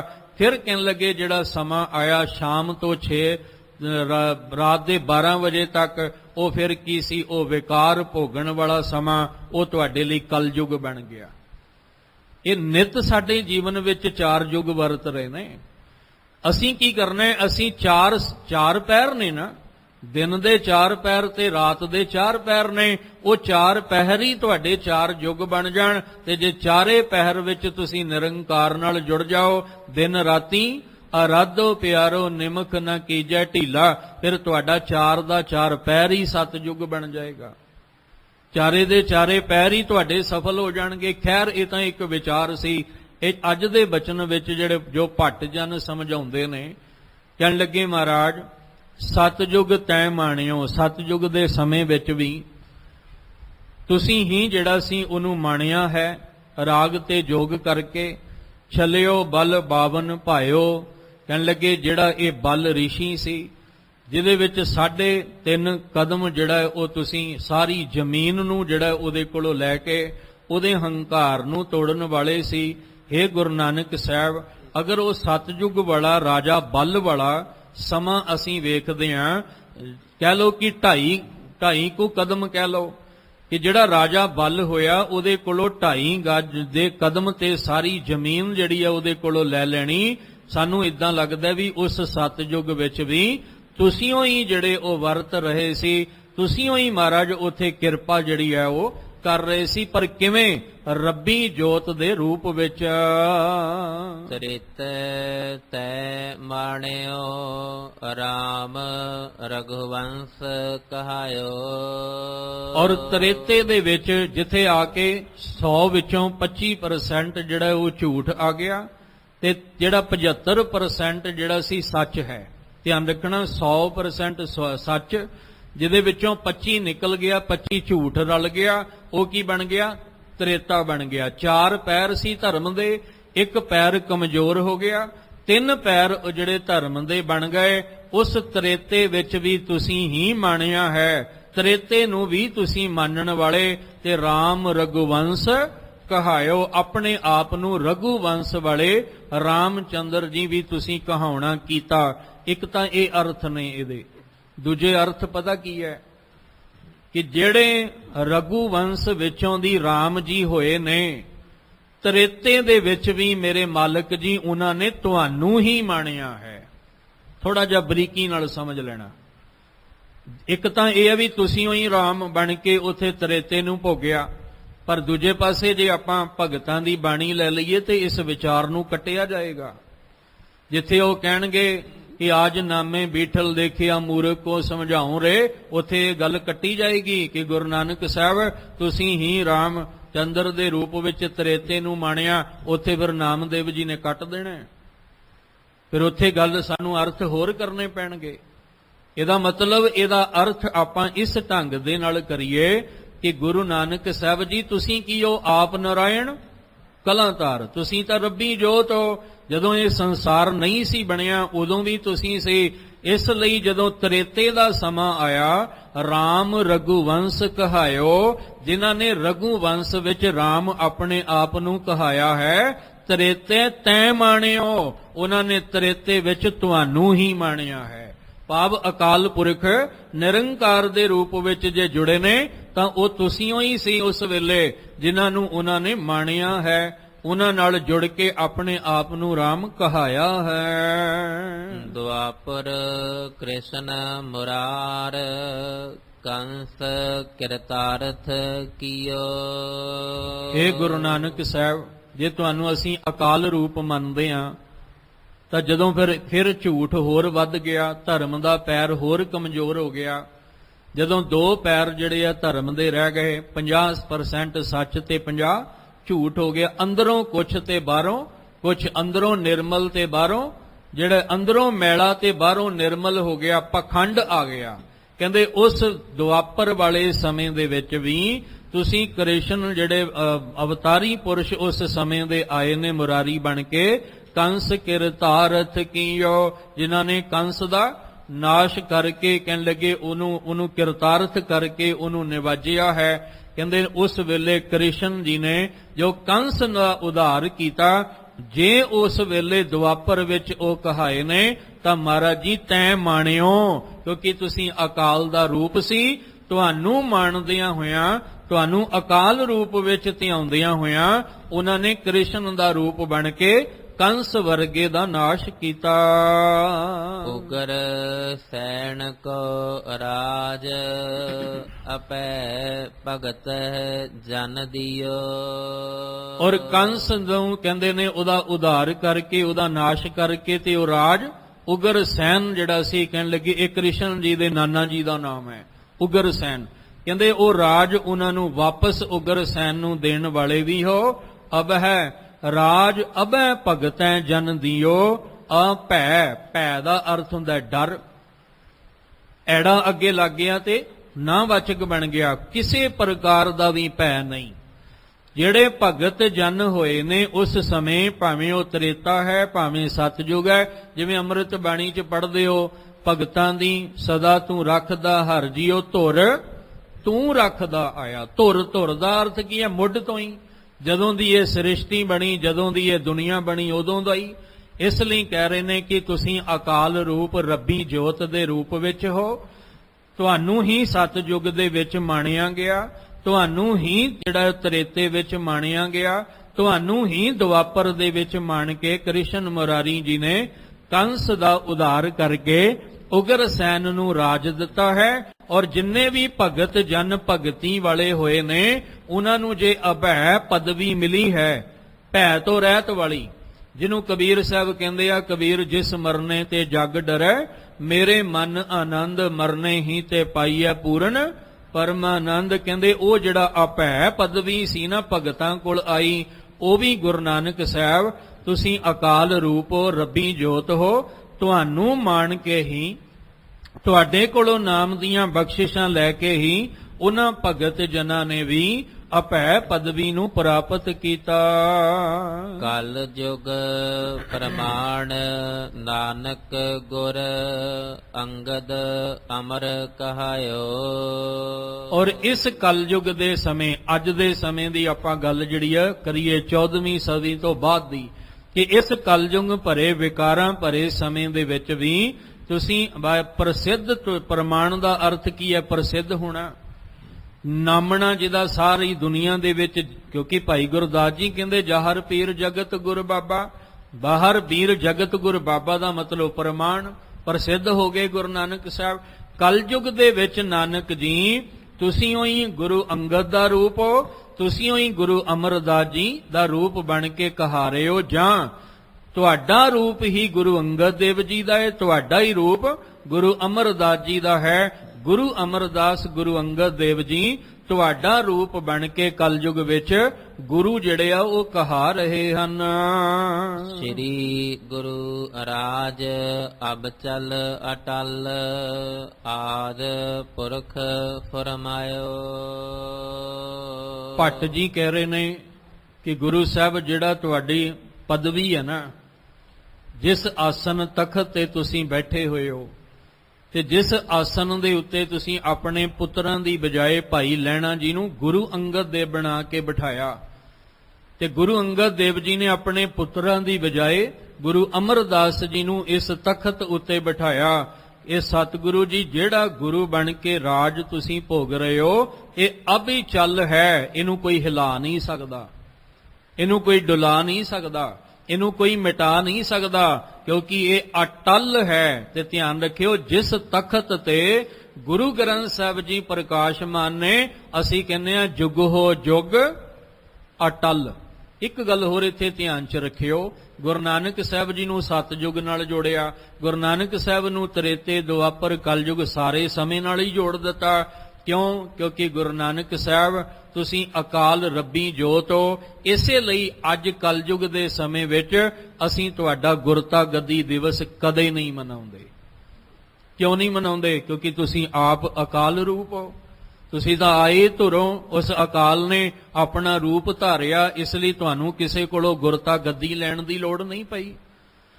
ਇਹੀ ਕਾਰਨ ਹੈ ਕਿ ਅੱਜ ਜੁਗੋ ਜੁਗ ਅਟਲ ਗੁਰੂ ਗ੍ਰੰਥ ਸਾਹਿਬ ਨਾਲ ਜੁੜੇ ਹਾਂ, ਤੇ ਗੁਰੂ ਗ੍ਰੰਥ ਸਾਹਿਬ ਜੀ ਅਸੀਂ ਤੁਹਾਡਾ ਕਦੇ ਵੀ ਸ਼ਹੀਦੀ ਦਿਨ, ਕਦੇ ਵੀ ਜੋਤੀ ਜੋਤ ਦਿਨ ਨਹੀਂ ਮਨਾਵਾਂਗੇ, ਕਿਉਂਕਿ ਇਹ ਦਿਨ ਸਾਡੀ ਤੇ ਕੀ ਸਾਡੀਆਂ ਆਉਣ ਵਾਲੀਆਂ ਪੀੜ੍ਹੀਆਂ ਵਿੱਚ ਵੀ ਇਹ ਦਿਨ ਨਹੀਂ ਆਏਗਾ, ਕਿਉਂਕਿ ਇਹ ਰਾਜ, ਇਹ ਜੋਗ, ਇਹ ਤਖਤ, ਇਹ ਅਟਲ ਹੈ, ਜਿਹਨੂੰ ਕਦੇ ਕੋਈ ਵੀ ਕਹਿਣ ਲੱਗੇ ਮਿਟਾ ਨਹੀਂ ਸਕਦਾ ਹੈ। ਇਸ ਲਈ ਸਾਹਿਬ ਜੀ ਦੇ ਉਸਤਤ ਵਿੱਚ ਕਹਿ ਰਹੇ ਨੇ, ਕਹਿਣ ਲੱਗੇ ਗੁਰੂ ਸਾਹਿਬ ਜੀਓ, ਸ਼੍ਰੀ ਗੁਰੂ ਰਾਜ ਅਭਿਚਲ ਅਟਲ ਆਦ ਪੁਰਖ ਫਰਮਾਇਓ। ਆਦ ਪੁਰਖ ਕੌਣ ਹੈ? ਅਕਾਲ ਪੁਰਖ। ਉਸ ਅਕਾਲ ਪੁਰਖ ਦਾ ਹੁਕਮ ਹੋਇਆ, ਉਹਦੇ ਫਰਮਾਨ ਵਿੱਚ ਇਹ ਹੁਕਮ ਜਾਰੀ ਹੋਇਆ ਕਿ ਗੁਰੂ ਨਾਨਕ ਸਾਹਿਬ ਦਾ ਰਾਜ ਅਟਲ ਹੈ, ਗੁਰੂ ਨਾਨਕ ਸਾਹਿਬ ਦਾ ਘਰ ਅਵਿਚਲ ਹੈ, ਇਹ ਜੁਗੋ ਜੁਗ ਅਟਲ ਹੈ, ਇਹਨੂੰ ਕੋਈ ਦੁਨੀਆ ਦੀ ਤਾਕਤ ਮਿਟਾ ਨਹੀਂ ਸਕਦੀ ਤੇ ਢਾਹ ਢੇਰੀ ਨਹੀਂ ਕਰ ਸਕਦੀ। ਸਾਨੂੰ ਮਾਣ ਹੋਣਾ ਚਾਹੀਦਾ ਹੈ ਕਿ ਅਸੀਂ ਐਸੇ ਬਾਬੇ ਨਾਨਕ ਦੇ ਧੰਨ ਗੁਰੂ ਗ੍ਰੰਥ ਸਾਹਿਬ ਜੀ ਦੇ ਪਾਵਨ ਚਰਨਾਂ ਵਿੱਚ ਜੁੜੇ ਹੋਏ ਹਾਂ। ਅੱਜ ਵੀ ਇਸ ਘਰ ਦੇ ਦਰਵਾਜ਼ੇ ਹਰ ਇੱਕ ਲਈ ਖੁੱਲੇ ਨੇ। ਕੋਈ ਜਾਤ ਪਾਤ ਦਾ ਵਿਤਕਰਾ ਨਹੀਂ, ਕੋਈ ਧਰਮ ਵਰਨ ਮੁਲਕ ਦਾ ਵਿਤਕਰਾ ਨਹੀਂ। ਬਸ ਆਓ ਭਾਵਨਾ ਨਾਲ ਜੁੜੋ ਗੁਰਬਾਣੀ ਦੇ ਨਾਲ, ਔਰ ਇੱਕ ਅਕਾਲ ਪੁਰਖ ਨੂੰ ਸਮਝ ਕੇ, ਇੱਕ ਪਰਮੇਸ਼ਵਰ ਨੂੰ ਸਮਝ ਕੇ, ਉਹਦੇ ਸੱਚੇ ਨਾਮ ਦਾ ਅਭਿਆਸ ਕਰਕੇ ਜੋ ਗੁਰੂ ਕੋਲੋਂ ਬਖਸ਼ਿਸ਼ਾਂ ਮਿਲਣੀਆਂ ਉਹਨੂੰ ਪ੍ਰਾਪਤ ਕਰਕੇ ਤੇ ਆਪ ਵੀ ਖੁਸ਼ੀ ਵਿੱਚ ਗਾਈਏ ਤੇ ਦੂਜਿਆਂ ਨੂੰ ਵੀ ਆਪਾਂ ਜਿਹੜਾ ਗੁਰੂ ਬਾਬੇ ਨਾਨਕ ਦੇ ਘਰ ਦੀ ਜਾਣਕਾਰੀ, ਸੋਝੀ, ਗਿਆਨ ਵੰਡੀਏ, ਤਾਂ ਕਿ ਵੱਧ ਤੋਂ ਵੱਧ ਸਤਿਗੁਰੂ ਦੇ ਚਰਨਾਂ ਵਿੱਚ ਆ ਕੇ ਜੁੜਿਆ ਜਾ ਸਕੇ ਔਰ ਖੁਸ਼ੀ ਨਾਲ ਗਾਇਆ ਜਾ ਸਕੇ। ਗੁਰ ਵੱਡ ਭਾਗੀ ਪਾਇਆ, ਐਸਾ ਗੁਰ ਵੱਡ ਭਾਗੀ ਪਾਇਆ, ਗੁਰ ਵੱਡ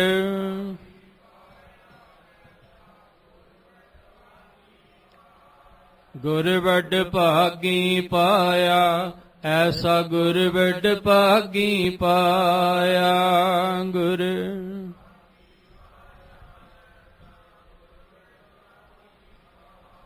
ਭੂਲੇ ਮਾਰਗ ਜਿਨਹ ਬਤਾਇਆ, ਭੂਲੇ ਮਾਰਗ ਜਿਨਹ ਬਤਾਇਆ,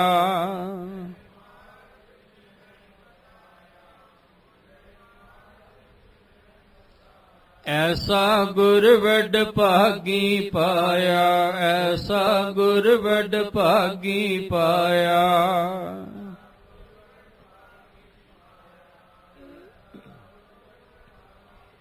ਗੁਰ ਵੱਡ ਭਾਗੀ ਪਾਇਆ, ਐਸਾ ਗੁਰ ਵੱਡ ਭਾਗੀ ਪਾਇਆ।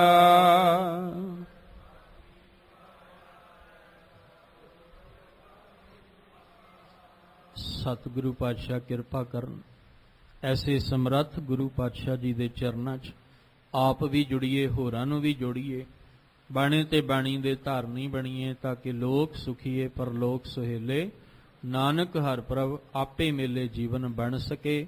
ਅੱਜ ਦੀ ਵਿਚਾਰ ਕਰਦਿਆਂ ਬੇਅੰਤ ਭੁੱਲਾਂ ਹੋਈਆਂ, ਸਤਿਗੁਰੂ ਬਖਸ਼ ਦੇਣ, ਅੱਗੇ ਤੋਂ ਮਿਹਰ ਦਾ ਹੱਥ ਰੱਖਣ, ਤੁਹਾਨੂੰ ਸਾਰਿਆਂ ਨੂੰ ਚੜ੍ਹਦੀ ਕਲਾ ਬਖਸ਼ਣ।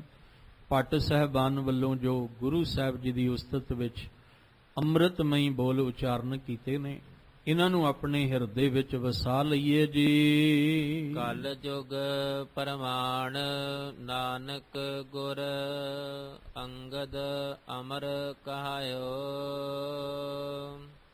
ਸ੍ਰੀ ਗੁਰੂ ਰਾਜ ਅਬ ਚਲ ਅਟਲ ਆਦ ਪੁਰਖ ਫਰਮਾਇਓ। ਵਾਹਿਗੁਰੂ ਜੀ ਕਾ ਖਾਲਸਾ ਵਾਹਿਗੁਰੂ ਜੀ ਕੀ ਫਤਿਹ।